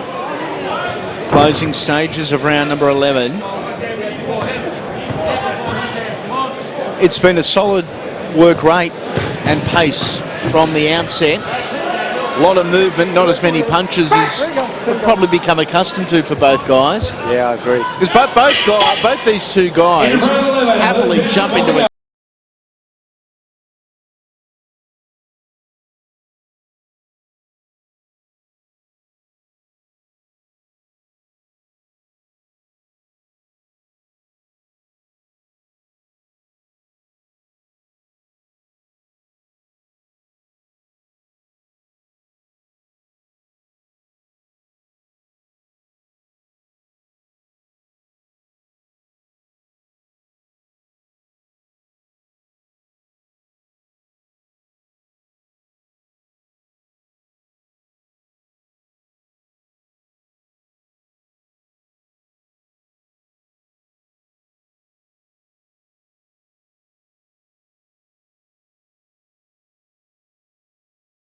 Just knocked the mouth guard of Daniel MacKinnon.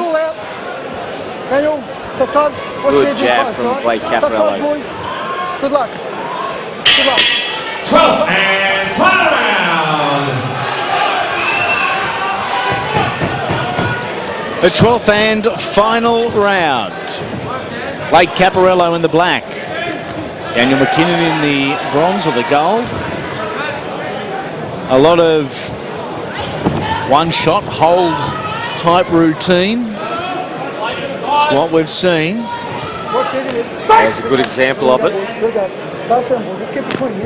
I like the way MacKinnon throws his right hand when he actually lets it go. He really brings his weight forward. But like I said earlier, I think we need some variety in it.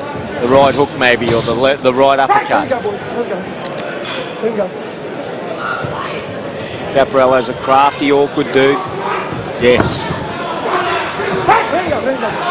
He certainly is, and his level of comfortability right there at the moment.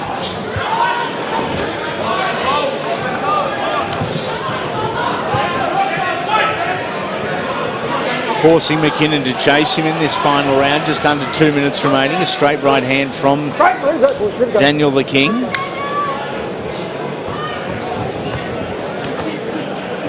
Sharp combination from the outside and from Caparello as MacKinnon tries to put the pressure back on.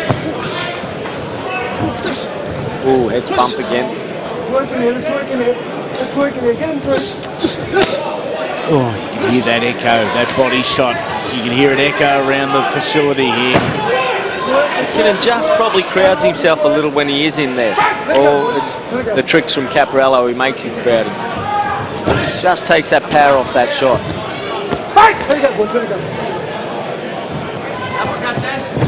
Oh. And MacKinnon whacking away to the midsection of Caparello there. 1 minute to go! They've got 60 seconds, and immediately you see the desperation from Daniel MacKinnon. Again, they go back into, well, a holding pattern, if you like. Caparello now. Good defense work from MacKinnon.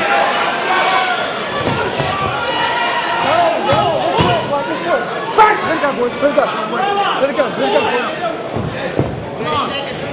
Final 30 seconds! Like Caparello on the back foot here, Daniel MacKinnon would love one more shot. But whether one more shot is going to be enough.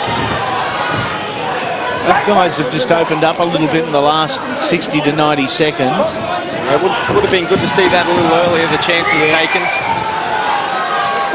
It's been a conservative fight and fight plan from both guys. Oh, good shot from Caparello. I agree.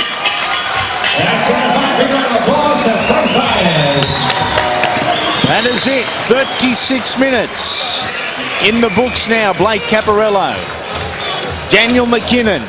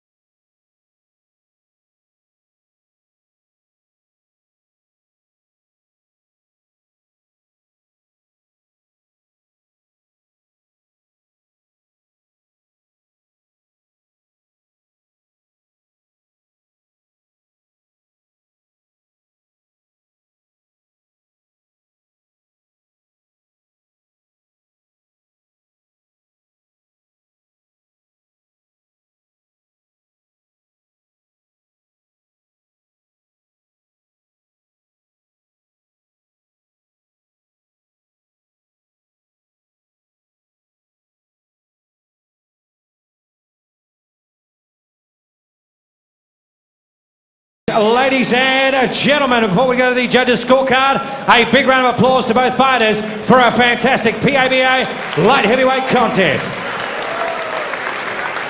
Supervisor Brad Vicali in attendance. Ladies and gentlemen, after 12 rounds of action, we go to the judges' scorecard. It is a majority decision. Reg Williamson had it 114-114. Malcolm Bullner had it 118-111. And Andrew Campbell had it 116-112. Your winner and still PABA light heavyweight champion, Blake Bomber Caparello.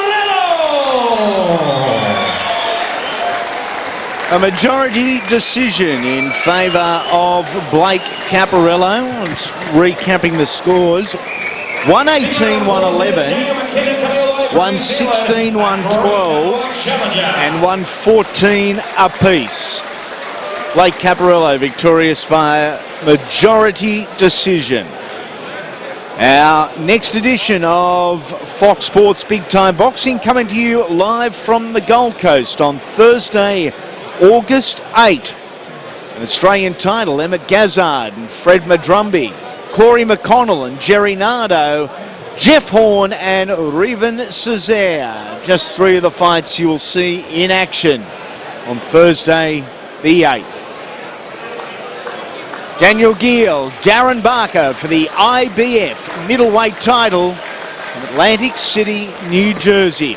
It is Sunday the 18th of August.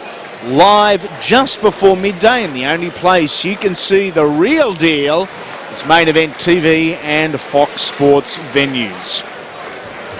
2 fights down, 2 remain on this edition of Big Time Boxing. Up next, the Aussie super middleweight title, Jake Carr challenges Serge Yannick.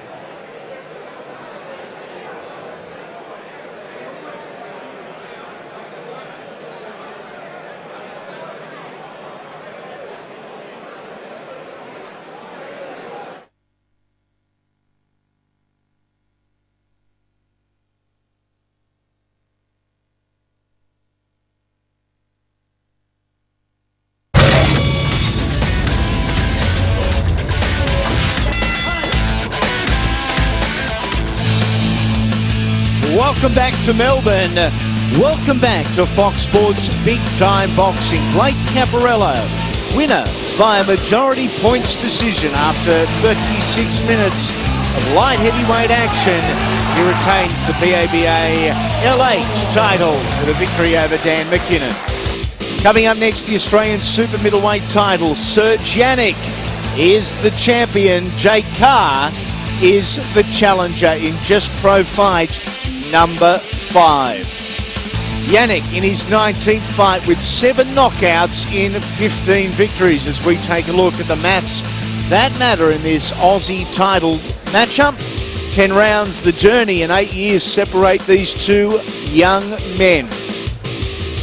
A height advantage by 5 centimetres, importantly a reach advantage by 6 centimetres. Both guys very comfortable at super middleweight. It's title time. Time to go to Perry and bring out the boys. Thanks very much, Andy. Semi-main event of the evening. It is for the Australian super middleweight title. Introducing first, the challenger, the #1 contender, fighting out of St. Albans, undefeated, Jake Carr.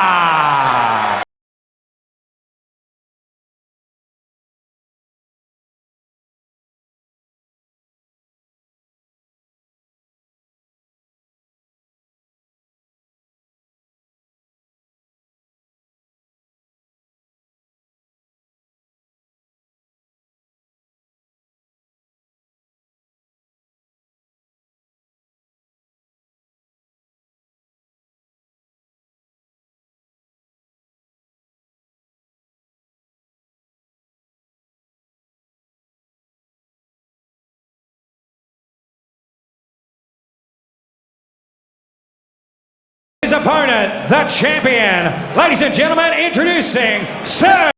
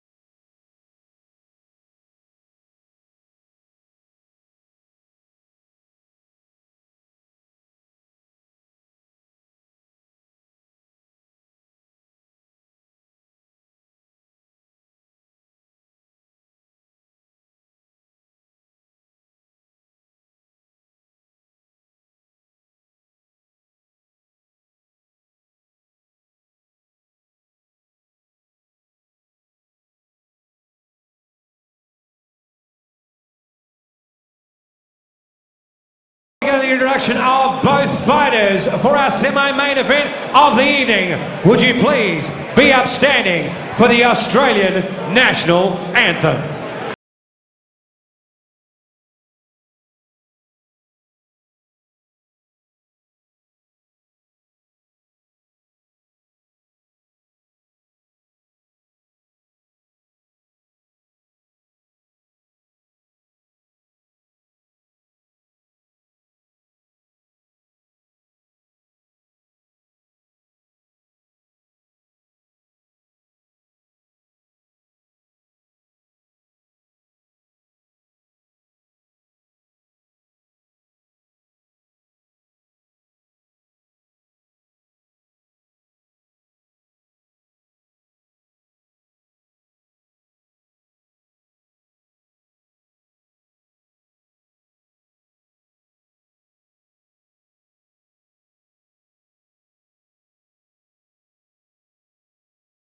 Around the country live on Foxtel Thursday night. 10 by 3 minute rounds for the super middleweight in the Australian super middleweight title. Our referee in charge of this contest is Mr. Tony Moretta. And when the action begins, our judges at ringside, Andrew Campbell, Malcolm Bullner and Ms. Samantha Bullner.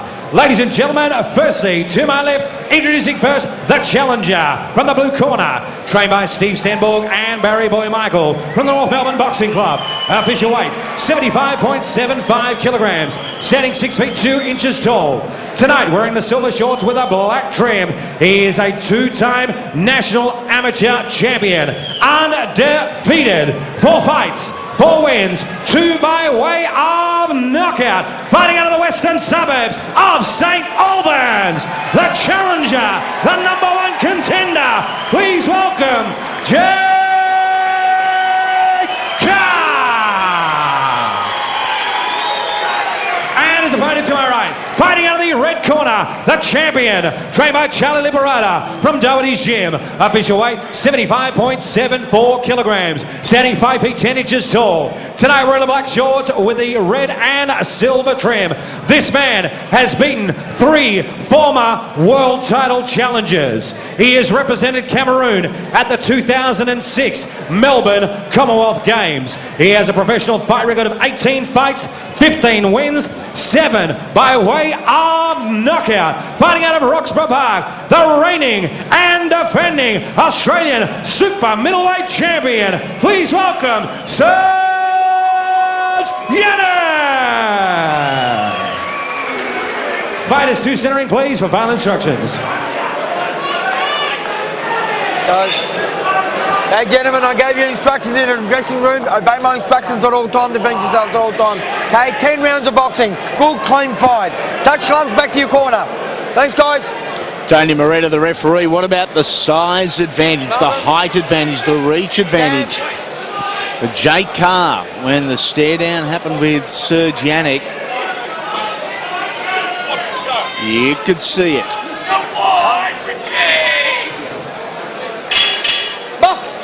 The Australian super middleweight title is on the line. Super middleweight, 76.2 kilos, 168 pound, or right on 12 stone. The champion is Serge Yannick in the black and red. The challenger is Jake Carr in the silver. What a big step up it is for that young man, Jake Carr, in the silver trunks. Yannick Serge coming off a light heavyweight non-title contest in March this year where he was stopped by Robert Berridge.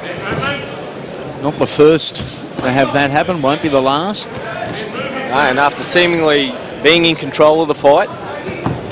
Yep. And, yeah, that's what happens in boxing, but now back with original trainer Charlie Liberator. Changing camps for Serge Yannick. See, he's trying to slip around the outside and come up for the left hook. Doubles Yannick, it up. very heavy hands. Yeah, big strong guy. Oh. Carr's certainly got the skill, he's got the tough as well. And he's got the big ones moving in here on just fight number 5. Yeah, he's certainly got the heart, but he's got to be careful of this left hook from Serge Yannick. Serge Yannick is now going to be careful of the left hook of Jake Carr too. Beat me to it. He's got a big one himself, Jake Carr. Another very talented Aussie, won national super middleweight title in just his 5th fight, I believe. Anthony Mundine with the victory over Mark Pajero. Yeah, the man, I was at that fight night, and hopefully things come off for the man. We might see one of the greatest fighters of all time on the shores. Sugar Shane Mosley. And Carr has been rocked here. It appears that Anthony and the crew may well have their man. Oh, a little low.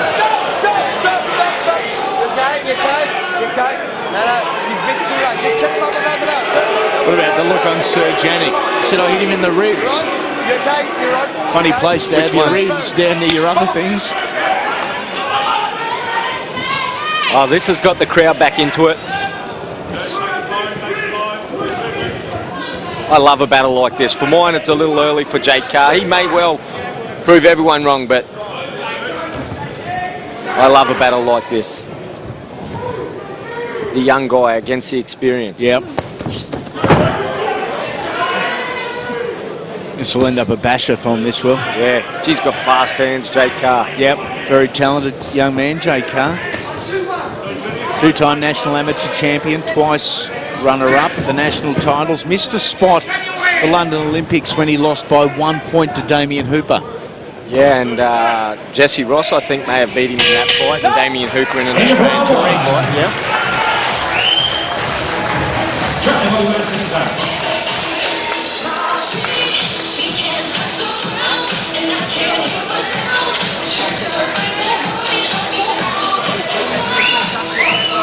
You know, his left hook dangerous. You see what's going on out there, mate?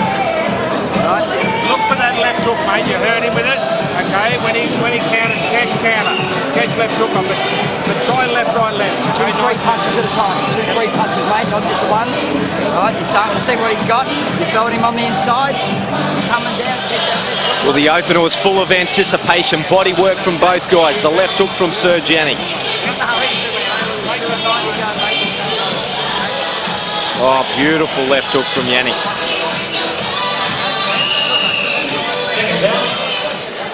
Oh, yeah, that was a little low. No ribs down there, Serge. No, got him straight in the middle. Big round for Jake Carr. His most important round in a very short career. Just his 16th round as a professional for Jake. Yeah, look, that'll be good for Jake. He got that first one out of the way. I'm sure there'll be a little nerves. By about round 3, if he gets there, he'll start flowing. He showed a good left hand at the start of this round. The big worry for me, Lee, going into this fight, where I thought maybe it was a little early, was the fight we called here against Jeremy Allen, and Carr was all over Jeremy Allen early. Yeah. But then rounds 4, 5 and 6, he ate a lot of punches from Jeremy Allen. Watch your heads, boy. Watch your heads. And Jeremy Allen can't punch like Serge Yannick. Stop! Gentlemen, stop the holding. Watch the heads. Serge, watch the heads, okay? Let's go. They're both throwing plenty of punches, and the left hooks are damaging from both. Yeah, both guys seem to be their favourite punch. Good defence from Jake Carr. That's better work from Carr. And for mine, that's the battle he should be taking into this early on. Oh, good body work from Yannick. Stay a tight defence. Don't give away anything. It's a 10-round fight. He's a confident young kid. Yeah, he's a confident young kid. He's standing opposite a very tough man. Isn't he what? No matter what happens, you know, his old man in the corner will be proud as punch, as will all his family and fans, Jake Carr. His father held this title, as well as the Commonwealth and OPBF super middleweight titles. In the corner over there, Rod Carr. If he can get up in this, Jake Carr, it'd be a good night in the Carr household. Pair and belts. Who's bigger? Be a good drive home in the car.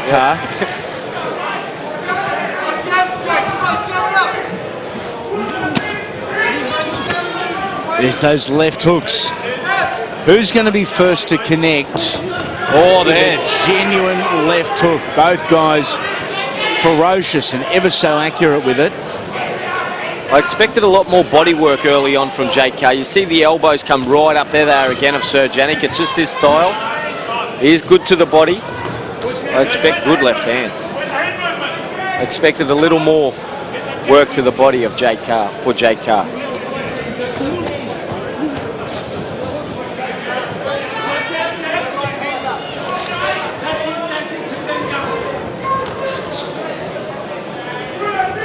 Good jab from Yannick.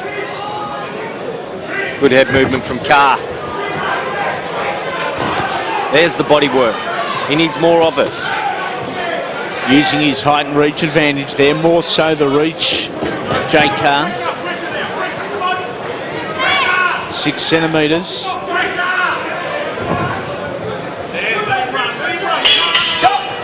And the Browns to Caparello Center.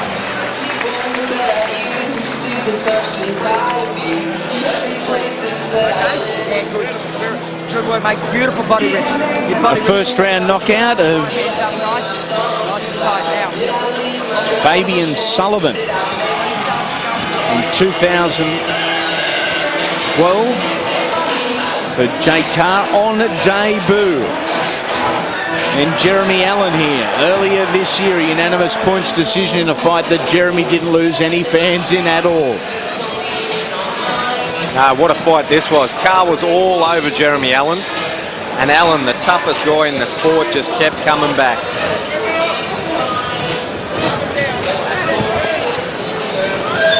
That was a great test for Jake Carr on that evening. Look for the right. Seconds out. Thanks, corners.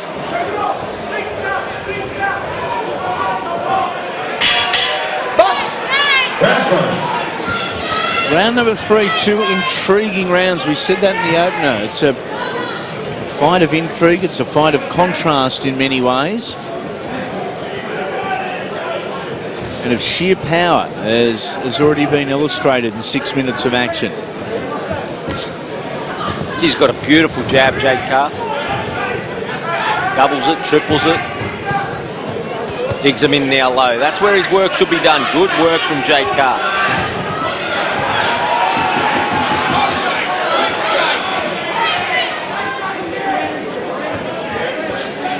Nice straight shot there from Jake Carr, really extending out. Who was the favourite, did you say, in this fight? Serge Yannick was the favourite, but all the late money today was for Jake Carr, who came in from about $3.40 to $2.30. Wow. Late this afternoon. Good sharp hands from Jake Carr. Or left hook from Yannick.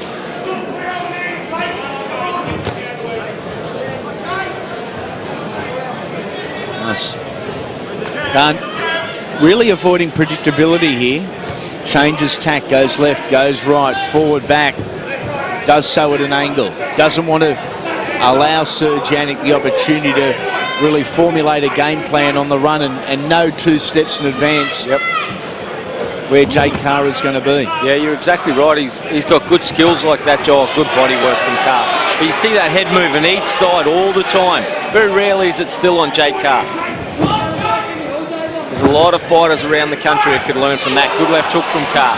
Great left hook from Carr, then goes to the body. But if there's one thing we've learned about Serge Yannick, don't count him out. No way.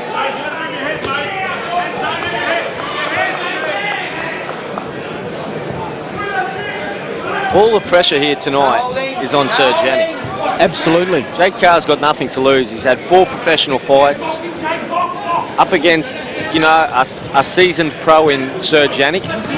If Jake Carr loses, well, it was his 4th fight. All the pressure's on Serge Yannick. And you'll see as this fight goes on, the confidence should build of Jake Carr. Questions will be asked. How Serge can come back from that knockout from Rob Berridge.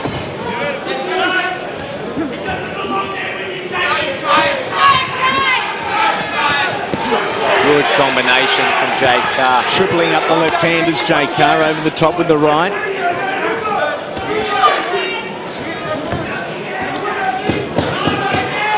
Comfortable and settled, Jake, at the moment. Yeah, good round from Jake Carr. He's calmed the nerves, and they were there. Make no mistake about it.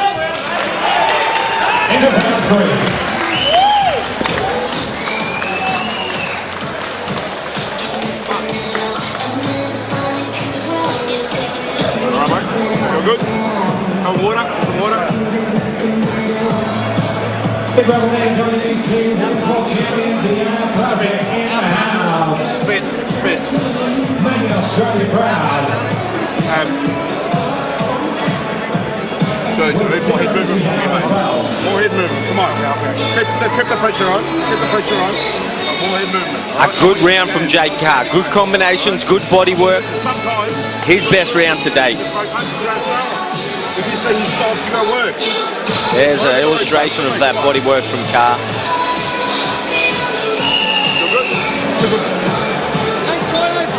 Combinations and moves, don't get in front. Seconds out. Great pace early on. Yeah, you can't argue with that. Round 4. Class from both athletes as we begin round number 4. The Australian super middleweight title is on the line. Jake Carr in the silver and black is the challenger. Serge Yannick in the black and red is the champion coming into tonight.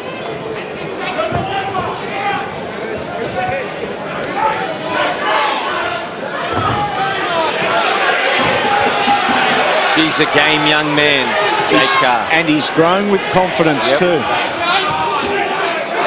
Serge has got to try and break that. He himself should be sending that work down to the body. Ripping into the midsection, Yannick. Trying to break down the defences and the guard of Jake Carr. Watch your heads.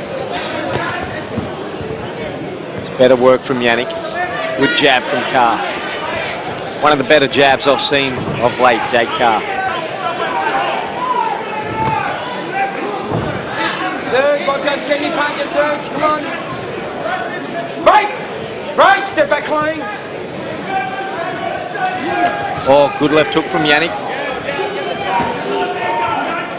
Our referee, Tony Moretta. Not a lot of work to do thus far as yet. Nice body shot. Jake Carr. Yannick goes back under. Carr goes back under, then over. They're in the trenches already, aren't they? Yeah, this is where we want to see it. Good head movement from Carr. Now on, boys, come on, front end. Nice little left hook on departure there from Carr.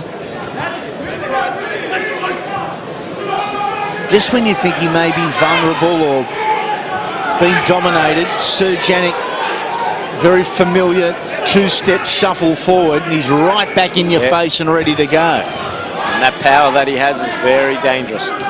Serge Yannick, 7 knockouts in 15 wins. Against good opposition. Absolutely. He's been in with everyone, Serge Yannick. Good work from Carr.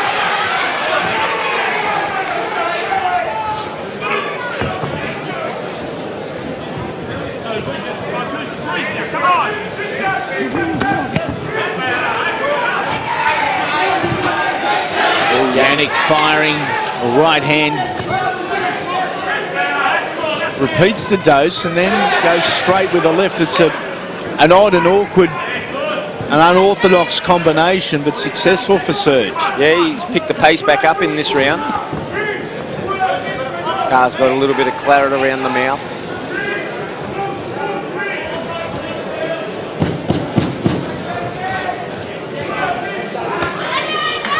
What a seesawing battle. In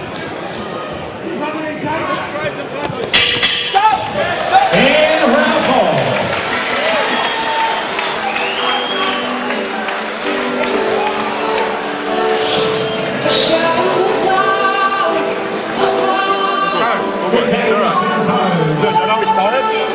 Let's take a look how Serge Yannick won this national title, and it was a 10-round points win over The Lionheart. The Lionheart, the great man, our very good friend. Now retired, Nader Hamden, retired after this fight, as a matter of fact. And Nader, of all people, will tell you just how tough this Serge Yannick is. He's probably faced more talent.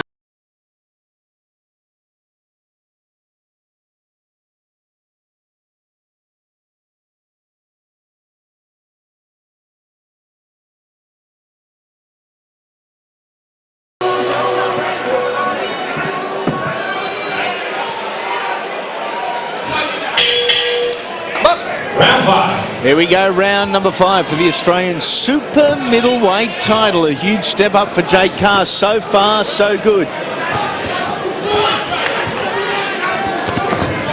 Oh, good balance. Jake Carr, good body shot from Carr. If you're going to get into a fight, you always try and get into a fight with the bloke who's going to take turns. You don't want him throwing more than you, and at the moment they are literally taking turns. Yeah, one after another. Oh, big shot from Carr.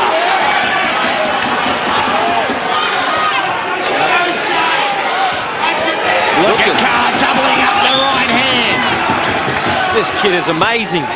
His bomb shot is the left hook, mate. No mistake about that. And that's what he's looking for to finish Serge Yannick. I still think the end is a long way off as Yannick throws a right. That left hook is so dangerous of Serge Yannick. Jake Carr's got to stay focused.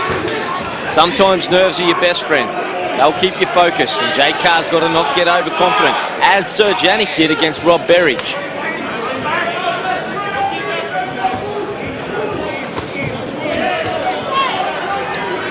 Halfway through round number 5, a long way to go. A long way for young Jake Carr, who coming into tonight had only completed 15 rounds. In fact, he hadn't even completed 15 rounds. Amazing.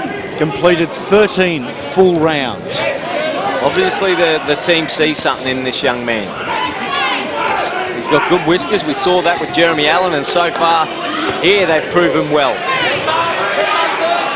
And good pedigree, obviously, in the old man, Rod Carr. I like the fact Jake Carr backs up at times when it suits. He's not one of those guys that just says, okay, I'm leading. My ego's big. I'm going to stand here and not take a backward step. And the time's right. He's moving back, getting out of the way, giving himself time, and then cracking again. Yeah, he's shown good experience.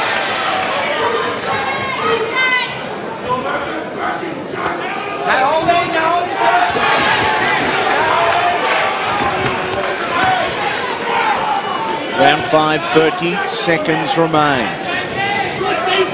Carr then jumps on his bike. Yannick follows him round. He's never hard to find as Serge. No, he won't have to go far to find Yannick or Jake Carr either in this fight. Oh, beautiful and very powerful doubling up the left hand from Serge Yannick. Just when you thought Carr was beginning to stamp his authority, Yannick fires back with some shots that are drop an old oak tree. And he just tells you it's not over.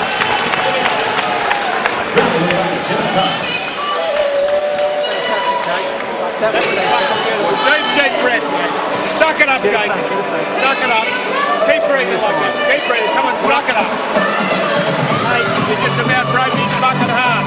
Suck it up. Suck it up. Come on. Suck it up. Hold space around, okay?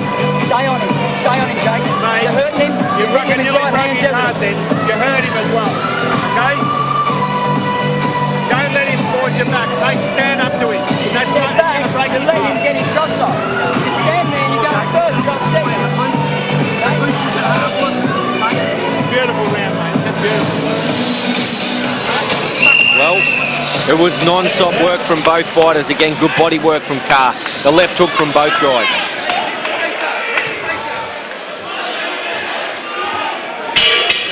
Round 6. Jake Carr, Serge Yannick for the Australian super middleweight title. And we are into the second half of the fight.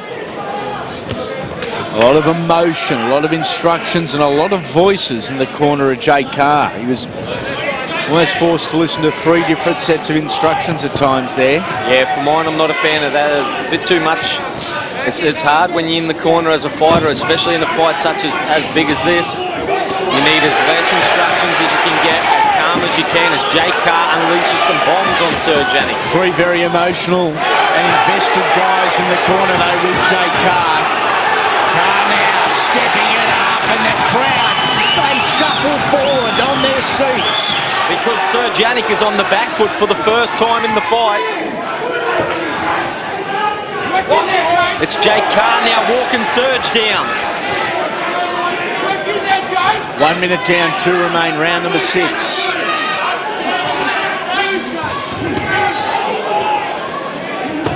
Oh, Yannick comes back with his own combination. Can Jake Carr do 30 minutes at this pace with Serge Yannick? Be a big ask, but so far massive so good. ask. What a fight.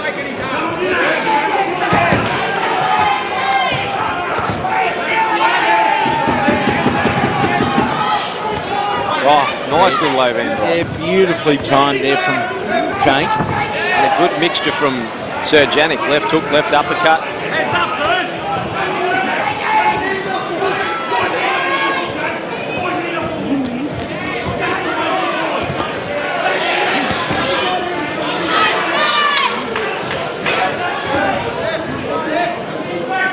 Yannick now front foot boxing inside the final minute, round number 6. Both guys on about their 3rd or 4th wind at the moment. They've battled through fatigue already, once or twice, for sure.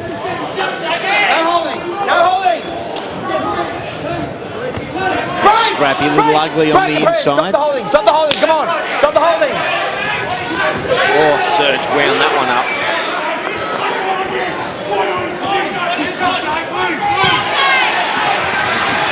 Oh, left hook from Yannick in there. Brings Carr on. Here we go, they both open up. There's a glimpse at Jake Carr, the person as well as the athlete. He gets tagged and he just fires back. It's a natural response.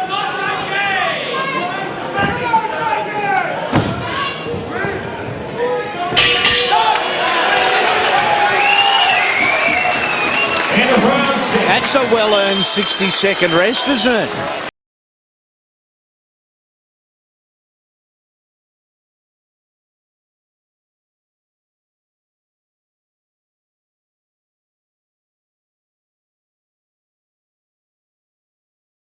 Don't be lazy because you look hurt. You understand? All right, don't be lazy, mate. You're letting him work. Come on, man. He's got energy, mate. What a round. Round number 6. It was all this man, Jake Carr, at the start. Certainly had Serge in some trouble. Then Yannick fought back. I don't want to see that confidence in his face. I want the confidence. All right, let's go. Let's go.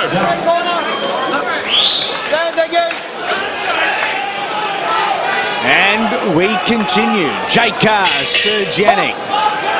Fight 3 of 4 on tonight's live card. Round 7. 7 of 10. Geez, they both got good left hooks. Good defence from Carr. Carr pushing out the left hand, trying to double up.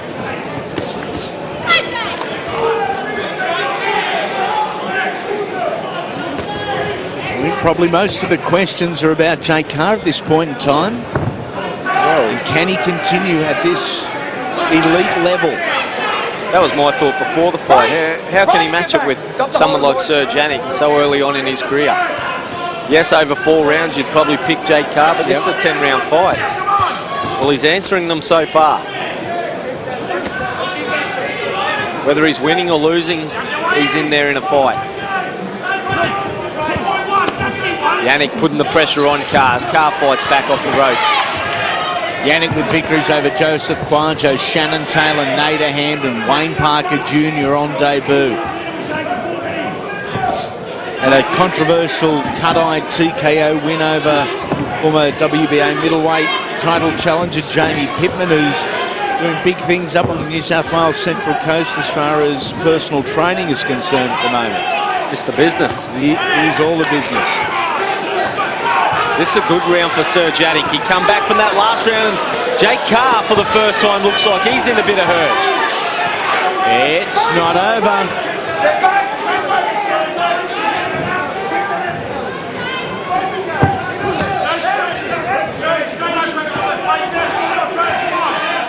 Does Jake now move back into a boxing frame of mind? Really, I think for the rest... Jab, move, jab, move, as opposed to stand there and wail away. For the rest of this round, I think definitely so. Just get the air capacity back into the lungs. He's getting caught now with shots that he wasn't getting caught a round or 2 ago. That's the left hook from Yannick. He's getting tagged too frequently here, Jake Carr. And this is the question. It's the distance is the question. Oh, doubling of the left hook. Yannick digs him downstairs.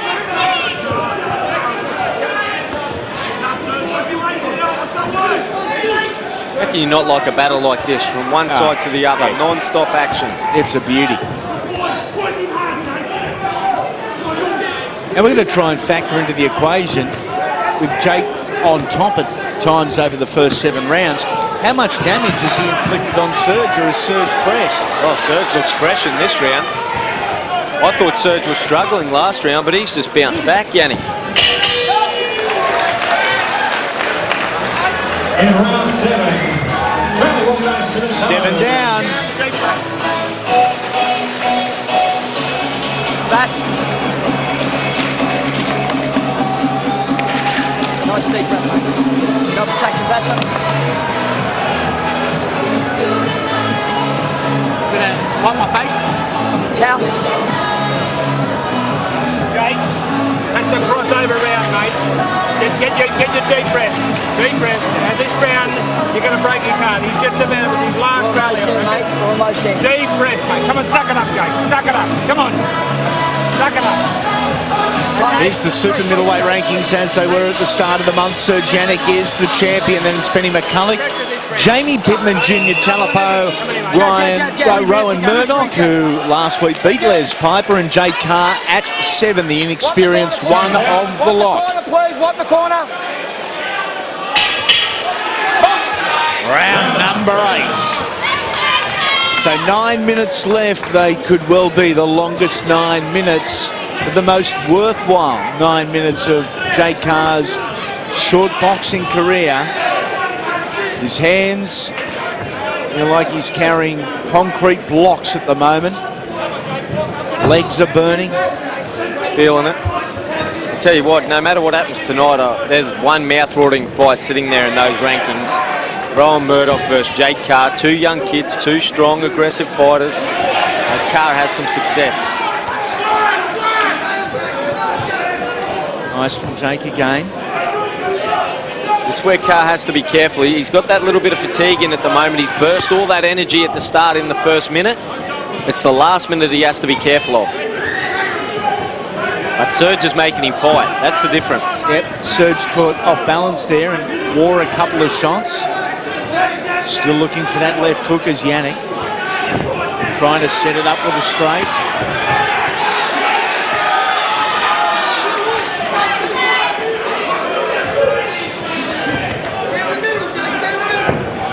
Serge got to be careful. He made this mistake with Berridge. Hands down, just walking forward and got caught. Don't underestimate this young kid. Halfway through round number 8 at 90 seconds. Felt like about 90 minutes. If you're in the 22-year-old shoes of Jake Carr. Where's one from Yannick there? He's come back well in this round, Carr.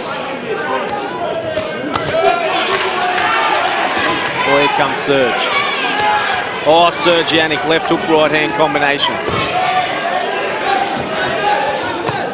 They're going double for double with a minute to go in round number 8.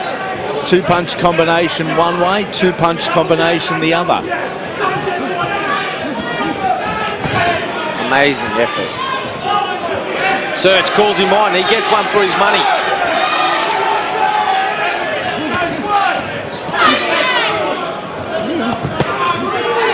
He's reading them well. Again, Jake Carr, I think he's moved into another wind. Yeah, he has, certainly. Good comeback round for Jake Carr.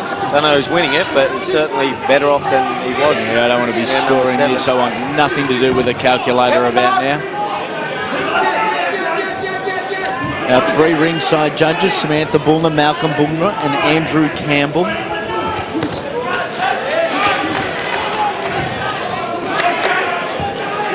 Ten seconds remain, round number 8. Nice from Carr, receives a healthy applause. That'll boost his spirits. Going back to the corner. Live from the Melbourne Pavilion. The judges have got him up. Knock this cut out.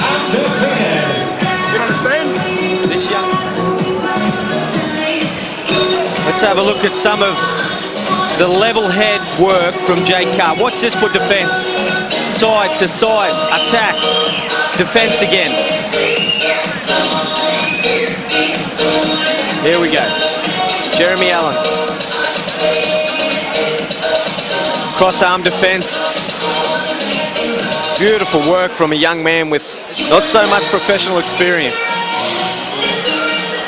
He sees everything very early. He does. Look at this, slip side to side. Beautiful work from Jake Carr. Frank, back the corner. Well, we've moved into round number 9. Many suggested we wouldn't. In fact, most suggestions centred around the fact it would be Carr early or Yannick late. Yeah, well, that's what I thought. I've absolutely got no idea at the moment. I reckon she is about level. It wouldn't surprise me at all if it was 4 rounds apiece. Yeah, good left hand from Carr. It's just too good a fight to really get caught up in the scoring on it. I'd hate to be a judge.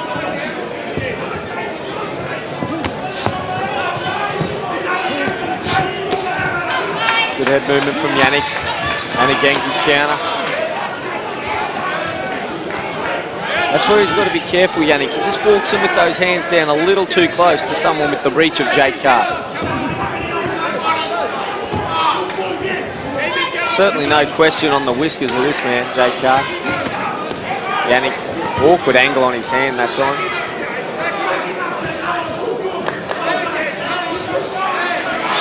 Carr with a short right hand, a minute into round number 9.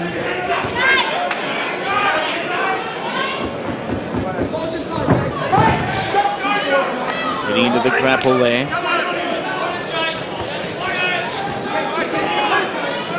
Two tough young fellas, aren't they? Oh, unbelievable. In his 5th fight, professional fight, he goes, well, he's 9 rounds so far. Fair chance we're going to see 10. He's not going to be far off doubling his career rounds by the end of this. In 1. And against someone of Serge Yannick's calibre. They've stepped up big time.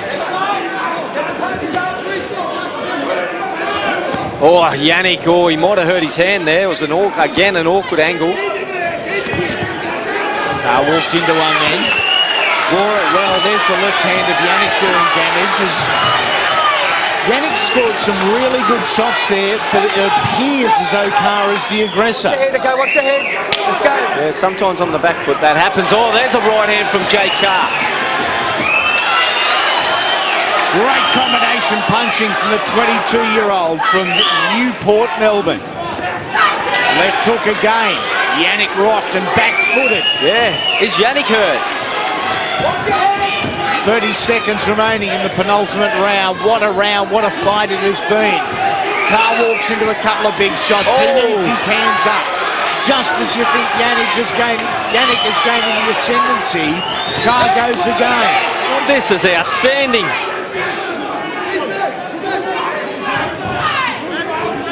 Now it's Yannick's turn. Carr doing the right thing here, just increasing the 60-second break by 10 seconds, giving himself a little time out.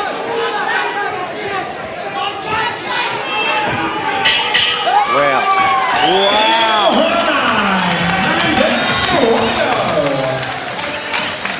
9 rounds down. 1 round to go. Give me this. And it could be either man's.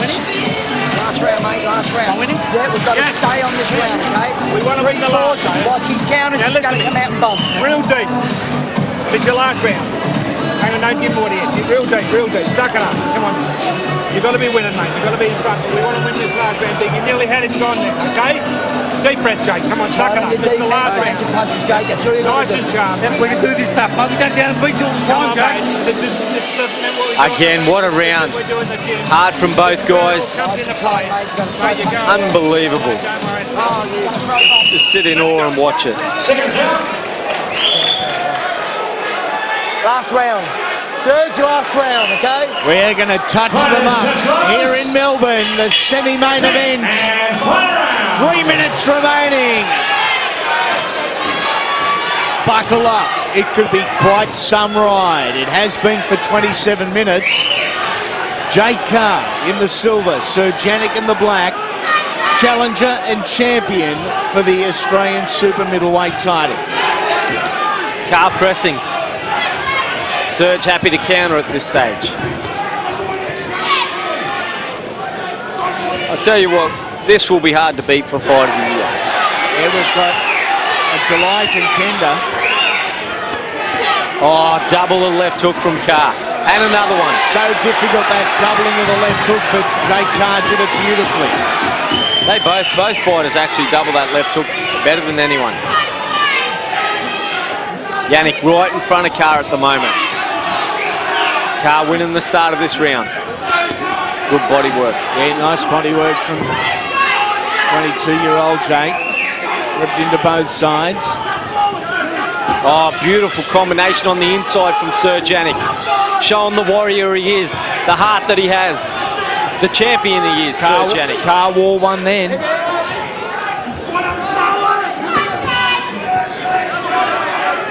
90 seconds remain. It's Yannick now on the front foot. He knocks himself off his feet. Oh, the left hook from both guys. And a little smile on the face of Jake Carr through the pain. Yannick gives him one back. Carr gives another couple. Serge over the top. He Carr tries back. to go over the top, and Yannick is so good at it. Unbelievable. Rematch. Oh, Yannick has been whacked with 60 seconds remaining. Jake Carr on the edge of a dream. His father held the Australian super middleweight title, and Jake Carr is potentially 45 seconds from doing the same. Good shot from Serge. He's got the fans on his side. Jake Carr, as he's got Claret coming from the right ear. Not inside, on the outside. Inside 30, the countdown is on, and Yannick hits the panic. Go! Beautiful straight right hand. Downward shot from Jake Carr. One of the fights of the year. Easy. Who's going to want to fight Jake Carr after this? Who's going to want to fight Serge Yannick? Maybe we will go again. As Carr opens up in the final few seconds. What a round, what a performance from both young men.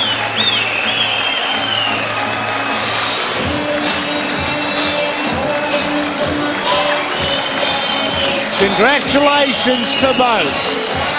You're both superstars. I agree. Serge Yannick, Jake Carr, outstanding effort. There's the father, Rod. Look at him, he's pumped, he's sweating, the big man. Proud of his son. Yeah, would the adrenaline be flowing there?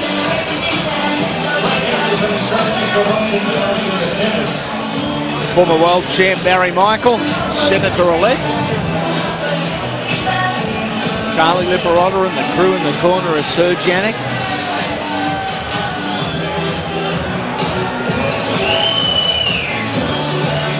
The 10th and final round of one of the best fights I've watched in some time. And you can't single anyone out. Left hook from either guy. Credit to both fighters. Left hook there from Carr.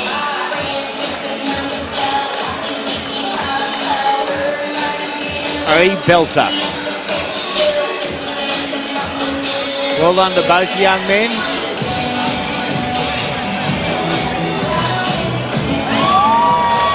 And we are waiting the numbers. The Carr corner seem extremely happy over there. Has Jake Carr done it in just his 5th pro fight? Serge says, I won the fight. Barry says, no way. They're all saying they won the fight. I'm happy to see a draw and see it again. Good on you, boys.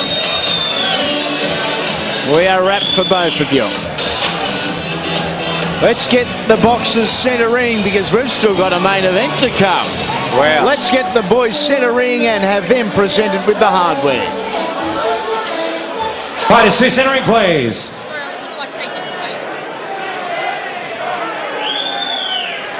We got Simmons home to present the Australian title. Ladies and gentlemen, before we go to the judges' scorecard, a big round of applause to both fighters for our fantastic semi-main event. After 10 rounds of action, we go to the judges' scorecard. It is a unanimous decision.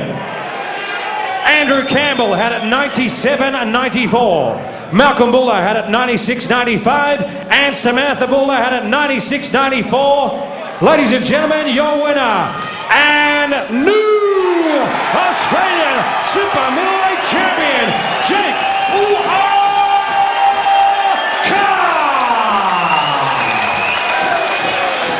Jake Carr,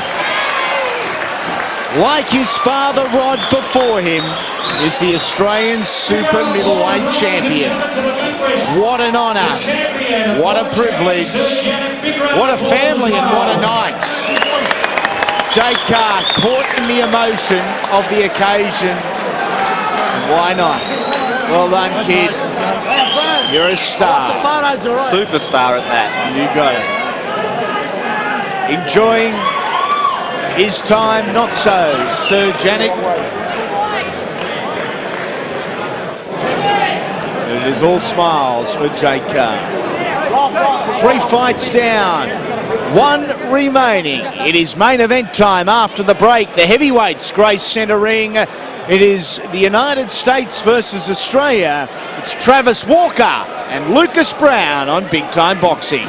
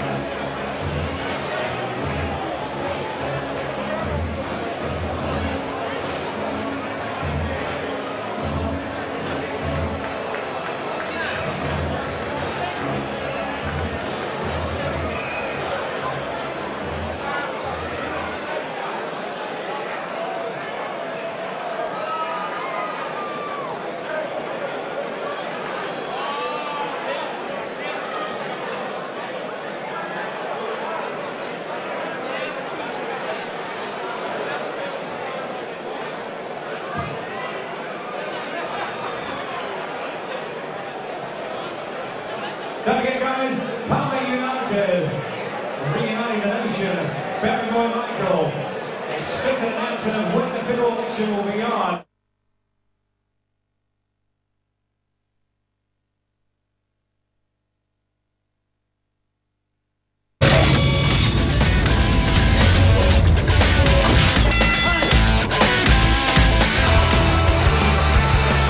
Welcome back to Big Time Boxing, one of the fights of the year. Jake Carr and Serge Yannick for the Australian super middleweight title, and the kid did it. Just his 5th pro fight, and it means plenty.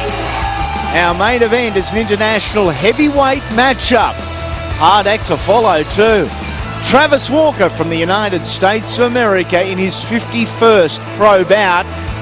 Despite being a late call-up, he looks the business. Lucas Browne, undefeated.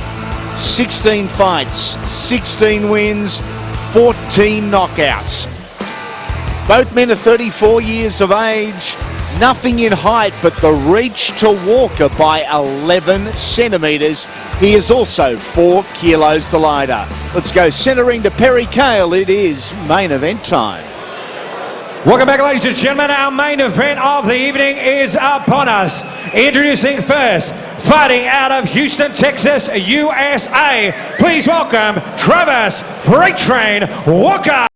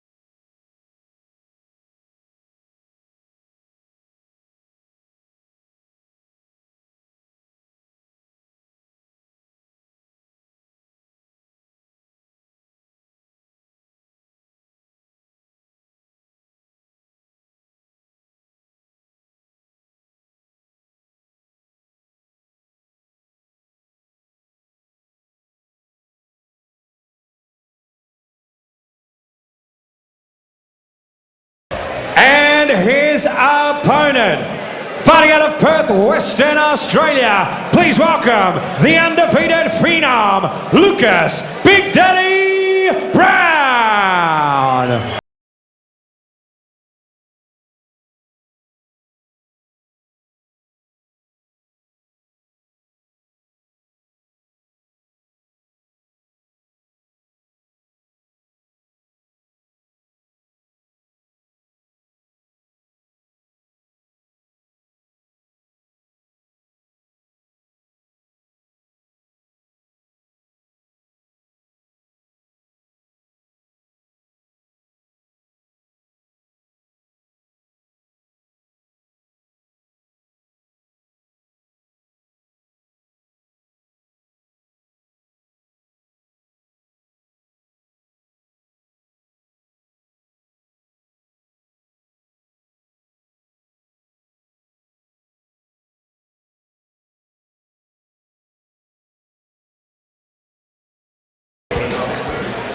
Ladies and gentlemen, these two warriors now step into the ring to go toe-to-toe in the ultimate proving ground. As ladies and gentlemen, Melbourne, Australia, this is our main event of the evening. It is now time to separate the men from the boys. Ladies and gentlemen, sanctioned by the Combat Sports Board of Victoria, Mount McGuinness, Scotty Browne and Bernie Balmer. Our recorders are Dan Nicholas and Kayleen Williamson. Our position at ringside, Dr. Peter Lewis. And our judges at ringside, Andrew Campbell, Malcolm Bullner and Samantha Bullner. And our referee in charge, ladies and gentlemen, is Mr. Ignatius Mitsoulides. Proudly brought to you by Simmons Home. And now, ladies and gentlemen, it is time for our main event. Are you ready? Ladies and gentlemen, are you ready? Without any further ado, ladies and gentlemen, it's fight time! 10 by 3-minute rounds, international heavyweight action. Introducing first to my right, fighting out of the red corner, trained by Dwight Pratchett from Pratchett Gymnasium. Official weight 116.5 kilograms, standing 6 feet 4.5 inches tall. Tonight we're wearing all black fight shorts. He has fought 2 world champions and knocked out former Australian #1 Carly Meehan. Born in Tallahassee, Florida, now residing in Houston, Texas, US of A. Number 23 in the US and a 2003 US Golden Gloves champion. Fight record, 50 fights, 39 wins, 1 draw, 31 by way of knockout. Please welcome Travis Freak Train Walker. And his opponent to my left, fighting out of the blue corner, trained by Rocco and Riccardo Monteleone from One More Round Gymnasium. Official weight 120.47 kilograms, standing 6 feet 4 inches tall. Tonight we're in white shorts with a black and silver trim. Born in Auburn, New Zealand, now residing in Perth, Western Australia. Ranked #1 in Australia and a number 31 in the world. The current WBF heavyweight champion, a former Oceania MMA champion. 16 fights, 16 wins, 14 by way of knockout. Representing Australia, please welcome Lucas Big Daddy Browne. Fighters 2 centering, please, for final instructions.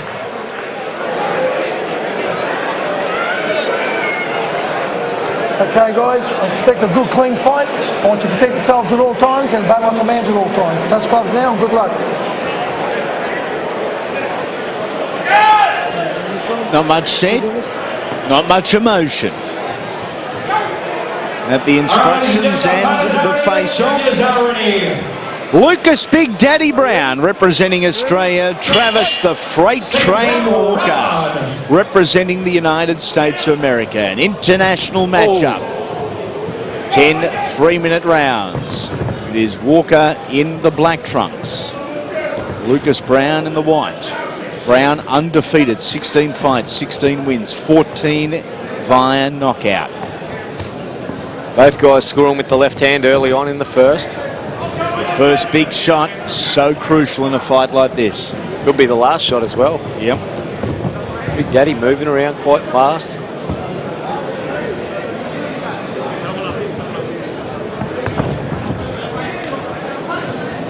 There's a big man, Lucas Browne, 120 odd kilos. He's 6'4". Both big boys.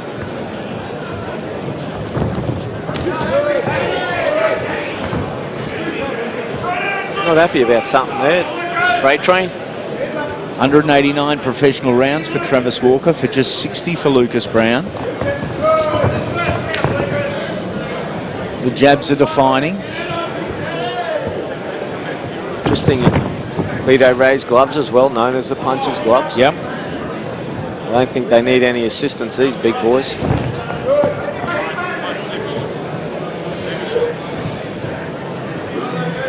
Oh, Big Daddy's down. Lucas Browne down, and the counters put on. 4, 5, 6. Huge 7, opportunity 8. for Travis He Walker ran into me. to finish this early. He doesn't look the best either, Big Daddy. He acknowledged he got caught. There you go. Box. Lucas, a very composed bloke, inside and outside of the ring. Really rushing there. There's a bit jumpy into Travis Walker. Walker's got that experience against the big names, the big fights. He certainly does. Big Daddy's Ruslan Shagayev, Thomas Adamak, Chris Ariola, Jonathan Bakes, to name a few. Carly Me and Alex Leopai, our very own. Wouldn't Alex Leopai be having a real good look at this and his team? Will it happen? Hoping so. Let's hope so. Like everyone else. I think the reality is the two are on different paths. I don't think it would happen. I would love it to. I want it to. Both guys are speaking of it and saying they want it. Well, let's make it happen. You know, boxing doesn't always work like that. Unfortunately. 15 seconds remaining, round number 1. A cautious respect from both. Rightfully so too.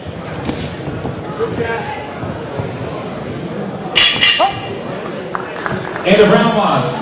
Back to the corners we go, and a positive round for Travis Walker there.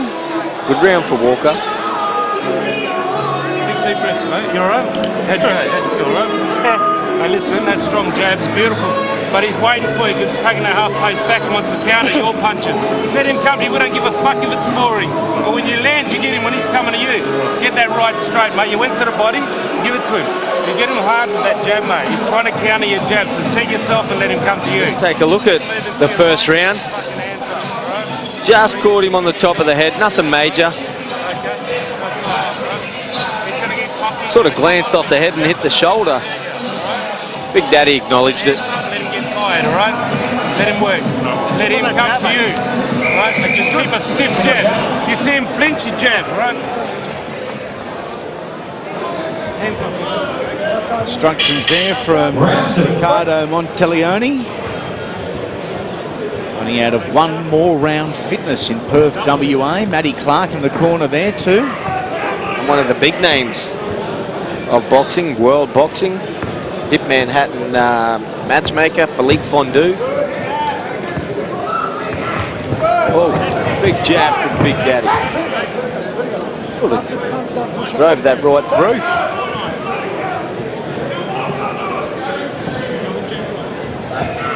Browne circles round to his right, closing the gap for his right and keeping away from the right hand of Travis Walker, who debuted all the way back in July of 2004. Oh, good jab from Big Daddy and a right hand from Walker. Yeah. Jeez, it's dangerous. This isn't going 10 rounds, but we knew that. Who's going to get the first big one? The last big one. We saw what Travis Walker was able to achieve in 6 rounds as he warmed into the Carly Meehan fight. Yeah, I think if Walker's fit and this goes longer, you would think experience is on his side and the fight will lean towards him. That was March last year. It was the Daniel Giel Adama undercard in Hobart. Geez, he looked good, Travis Walker, and made a heap of friends while he was out here as well, the Floridian. Yeah. Get him free, let's wait. Even in the Alex Leopold fight, he thought he was pretty unlucky, as did a lot of people. Yep. First one. First one. Box. Big Daddy needs to use a fast jab. Try and catch Walker. He's driving in, but he might get caught if he walks in, if he doesn't catch Walker himself. But it's just dangerous. He's coming in a bit too hard. Got to be careful he doesn't walk into one of the big freight train shots. Because he has got some power, hasn't he? And he really winds it up. Yeah. It's not just an arm punch or a shoulder turn. Comes all the way off that right heel. Lucas Browne tagged with a very strong left hand then. He knees buckled, but he didn't drop. He's got to be a bit more patient, Big Daddy. Travis Walker only took this fight inside the last 7 days. Richard Towers from the United Kingdom was denied visa. How that happens in this day and age, I don't know, or why that wasn't seen by anyone, I don't know. Yeah, that fight was matched so long ago. Yeah. Bit of claret on top of Big Daddy's head. Not sure where that's from. Might be a small little nick up there. And round two. Round number two there.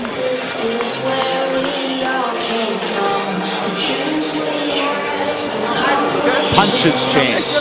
Hey, Philip, we got the left hook, right? Oh, yeah. So, Philip, you gotta put the shots together now, okay? And push back on your left side with that jab, okay? That jab, don't put a jab out there, drop it, right back where you got it from, okay? Just line up, okay? They can't hit you, let's stay slick. You stay inside right here, keep your head moving, right hand, left hook, all right?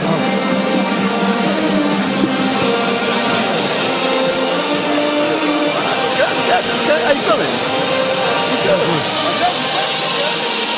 Let's take a look at the action from the second, and Big Daddy with that jab, he just drives it through. Left hook from the freight train.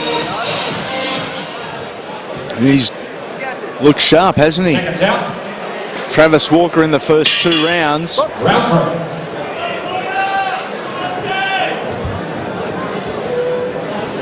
So cool and calm, both of the guys. How much is the late call-up and the jet lag and the rush preparation going to play a part with Travis Walker? Yes, he's been training in the gym. Yes, he's been doing the hard work, and physically he looks as good as we've seen him. Yeah, you're exactly right. In theory, if you go by the book, it takes its toll later in the fight. Yeah, look, and probably don't read too much into what Freight Train says about he has no jet lag, he slept on the plane. That doesn't matter. He's an experienced character. He's telling the story. Rated independently 67 in the world. Lucas Browne 31. Good shot from Big Daddy. Got the attention. Certainly did, and a little bit of showboating here from Travis. Trying to get into the head of Lucas Browne. He's got that left hand dangerously low as Travis Walker. Yeah, Big Daddy should have threw a couple more then when he was showboat. Not much he can do while his hands are down showboat.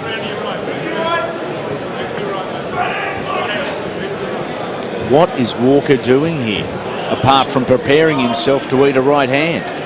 He's going to flick that left up, I think. Because we've dropped a few levels in pace. Yes, we certainly have. Back to the tactician game. Oh, good jab from Browne.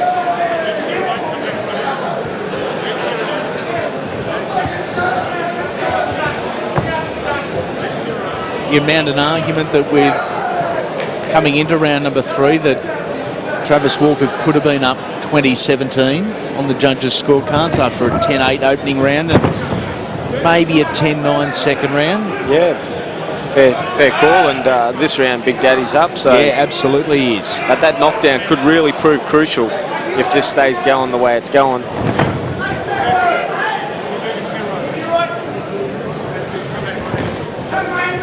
Oh, he's down. Walker down in round number 3. 7, 8. Is that the beginning of the end? Travis Walker, the freight train, smiles at Lucas Browne. But a pivotal moment in this matchup with the American to the canvas.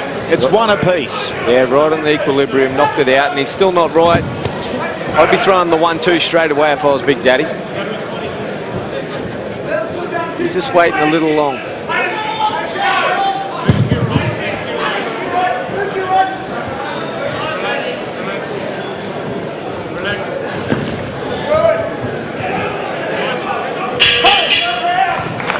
Back to the corners we go.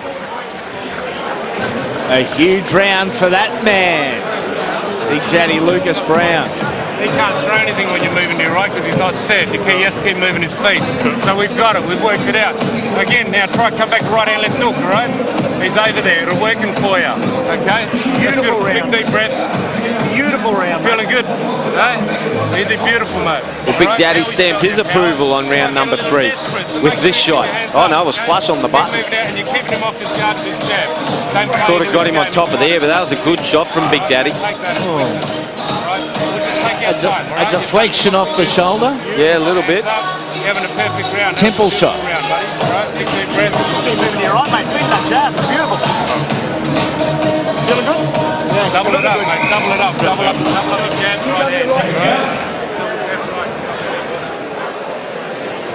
Round number 4. After what we saw in the third, is the travel and the late prep starting to show on Travis Walker, and as Lucas Browne found his groove.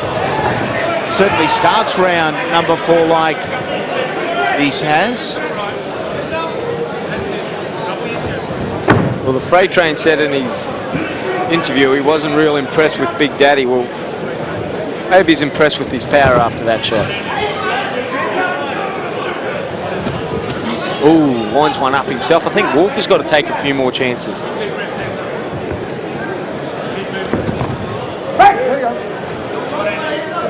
Used to reside in Western Sydney. Lucas Browne moved over to WA.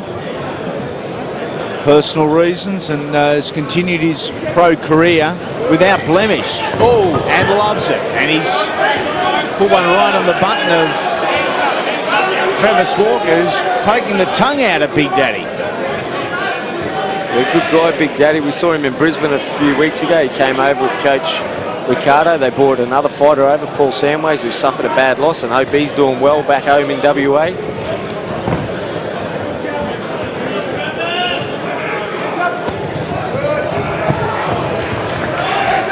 Didn't want any part of that, Travis Walker. I think he knows now the power that Big Daddy has. Yep. Confidence isn't an issue for Travis. You can just see the look on the face. You could tell that in the interview.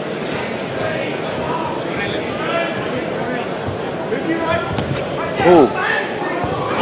His balance isn't really there, the freight train. No. A little straight in his legs. Tried to throw arguably the most awkward looking uppercut we've ever seen as Lucas Browne moved in there. There's a question now for me, has he been training? He says he's been in the gym, but he's certainly not as aggressive as he was against Leopold and Carly Meehan. No. So is he just worried about his, conditioning, or is he trying to see the end of the fight? Certainly not taking the chances I expected he may have. WBF heavyweight champion Lucas Browne last start defeated James Toney over 12 rounds, the former world champion, but certainly nowhere near the boxer he once was. But James Toney's on your resume regardless. Good name. Well, good jab from Lucas Browne.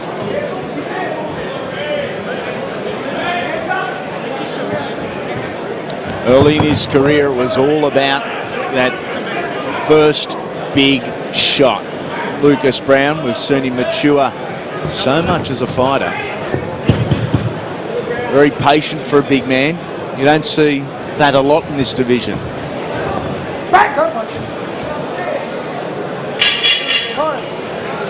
Back to the corners we go.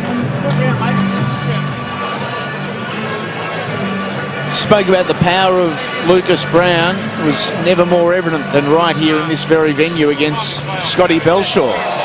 Yeah, I remember we called this one, and Browne was down early. And this right hand, the late reaction you'll see. Shows good power, Big Daddy Lucas Browne. Beautiful straight right hand, and off balance right hand it was too. keep working on your jab, all right? And you're working to the right, mate. You've got this, all right? It's not wearing you out. Stay focused. All right, please don't fall into the trap. Don't get in too close with him, okay? Beautiful round. Because that right hand's getting too close. Yeah. You're better when you throw it long, mate. Okay? The double your jab, long right. Double your jab, uppercut. Good round, pal. Good round. Back into it we go. The continuation of Travis Walker and Lucas Browne. Round number 5, 10-round international contest. No belt on the line, ranking and bragging rights.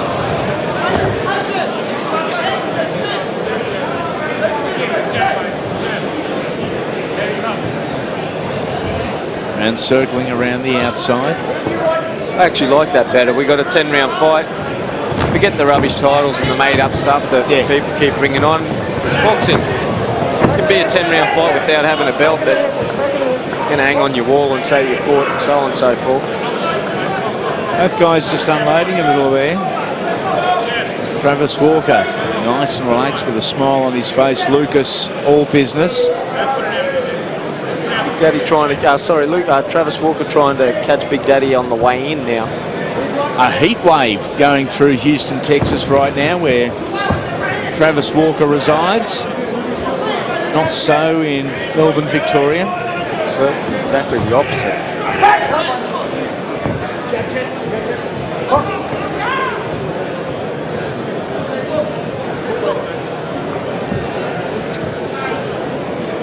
Halfway through round number 5.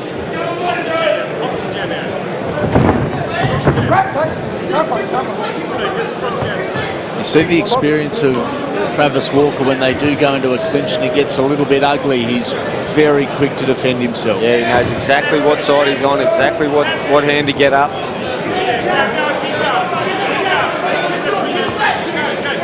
Travis Walker just claiming that was a little average. Walker's been dropped again. Round number 5. 5, 6, 7, 8.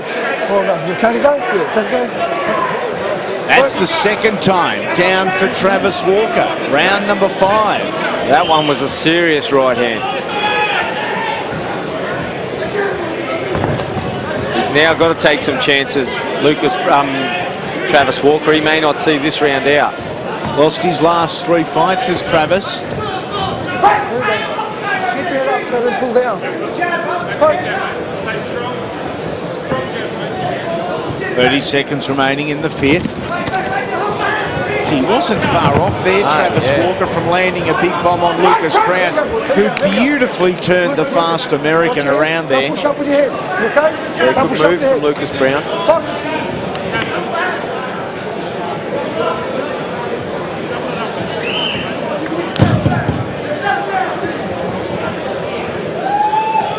Both guys just over 6'4". And round 5, 5 down, 5 to go. They take themselves back to their corners. That is halfway.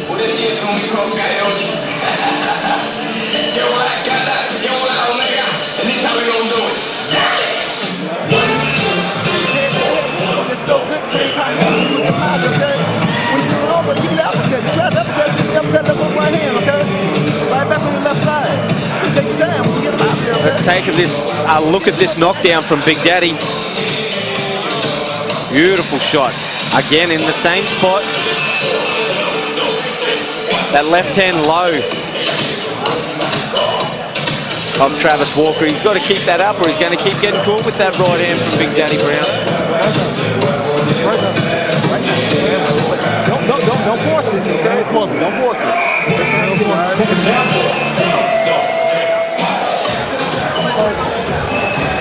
So watch that head pushing up, yeah? Round number 6, the second half of this international heavyweight matchup.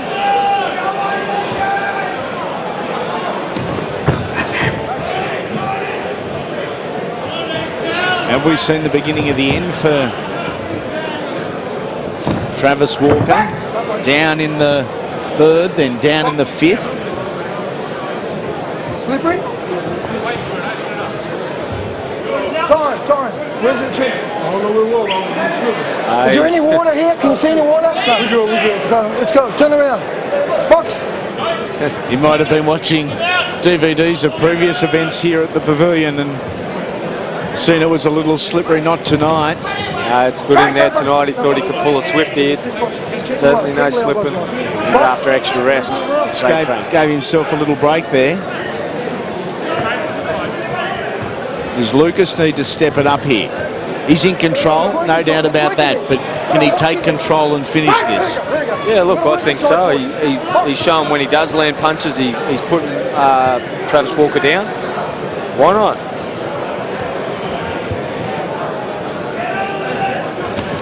Good jab. He's working his way around the right-hand side so he can stay away from that right hand of Travis Walker. And then he'll send his right hand straight over top of the left hand of Walker.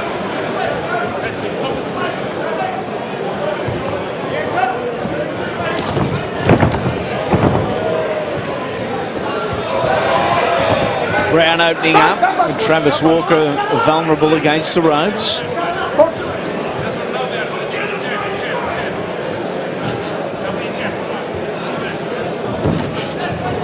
Oh, Walker now rocked again. The power of Lucas Browne on show. Just over 60 seconds remaining in round number 6.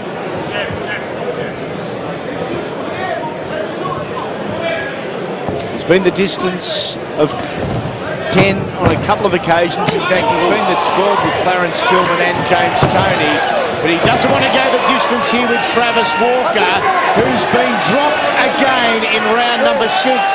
And it's over. 5, Travis Walker will 6, not answer this count. 7, 8, 9. I'll let it go. If he's one opponent and gone down. Somehow he does. He's let off there. He's in some trouble. Oh, he's caught Big Daddy. A big right hand from Travis Walker. Tried to trick Lucas Browne into the fact that he was defenceless and fired a bomb at him. Pulled a rabbit out of a hat. Mouth's wide open now of Travis Walker.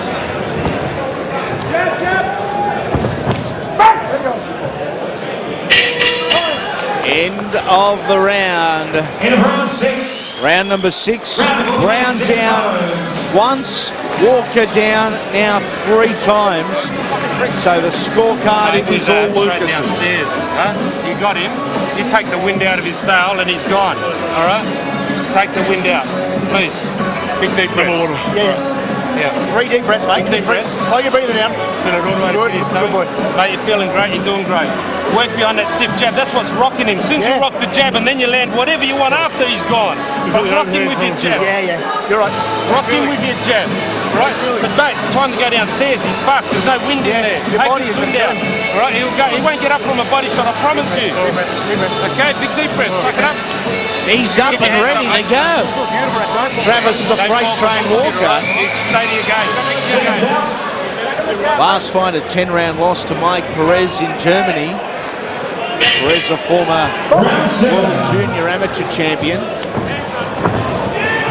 Walker thinks, well, if I'm down, I'm going to go down swinging and give this a shot. This is what we want. It's not real neat, but the freight train's fired up. Looked for a little uppercut there, Travis Walker, and wasn't far off. Stiff left hand. Dropped Lucas Browne back. The hands are low on both guys. And Walker is now, the freight train has run out of steam. Yeah. Eat some more coal, the freight train. Oh, he goes for an under uppercut.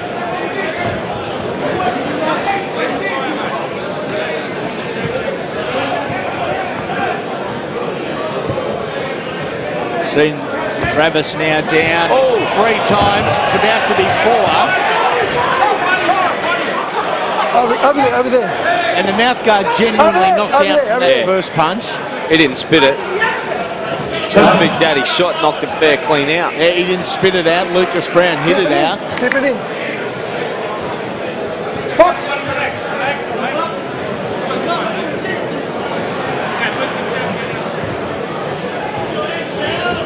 Halfway through round number 7, we thought Travis Walker was gone on 3 occasions. Oh, body shot from the freight train.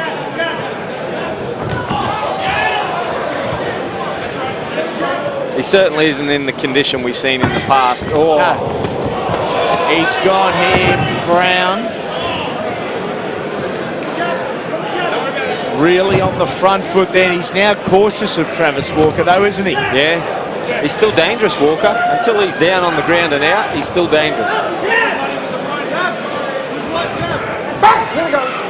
Here we go. It's developed into a real local heavyweight bout.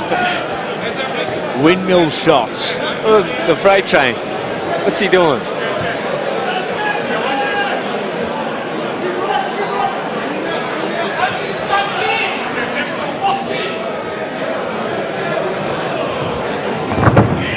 Travis Walker tries to lunge with the jab. Box.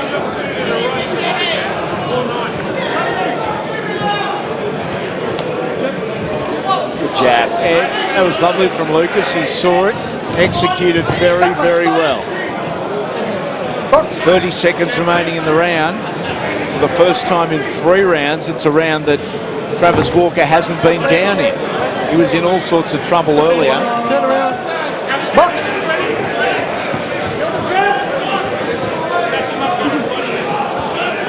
Look at him, the freight train. He's a big unit. Both men are giants. Step back. Take a step back. Last couple of seconds of the round. And whilst he's behind on the scorecard, he's still there with the shot, Travis Walker. That he is. We know what he's got. But has he got enough? You okay, mate? Yeah. Head shot. Sorry? This was against Carly Mean in March last year. Much better physical condition, much sharper. Yeah, look at the fluentness of him. We haven't seen that at all tonight from Travis. It's the freight train tonight. Without being disrespectful, he's like Thomas the Tank Engine up there, the big man. It's over.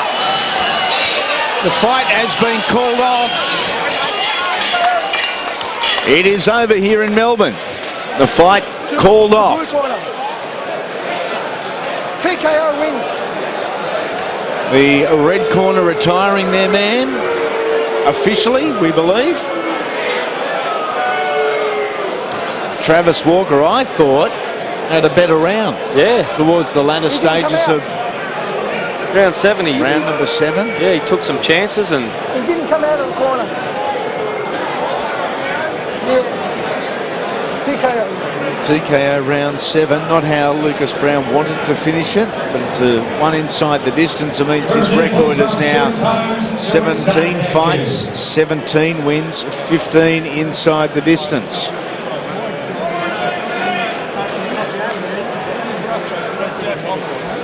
After round, it's actually ruled round 8, yes, because 7 had been completed. That's right. Let's go into centre ring to Perry and make this one official. Ladies and gentlemen, the red corner has put a stop to this contest, retiring at the commencement of round 8. Your winner and still undefeated, Big Daddy Lucas Browne. Winner via TKO, Lucas Browne. Big victory for Lucas. Disappointing, you've got to say, from Travis Walker, but a step in the right direction for our local lad. A 4 live fight card. Let's check out what we've seen here tonight. Daniel Smith on debut was winner via unanimous points decision over Henry Torres.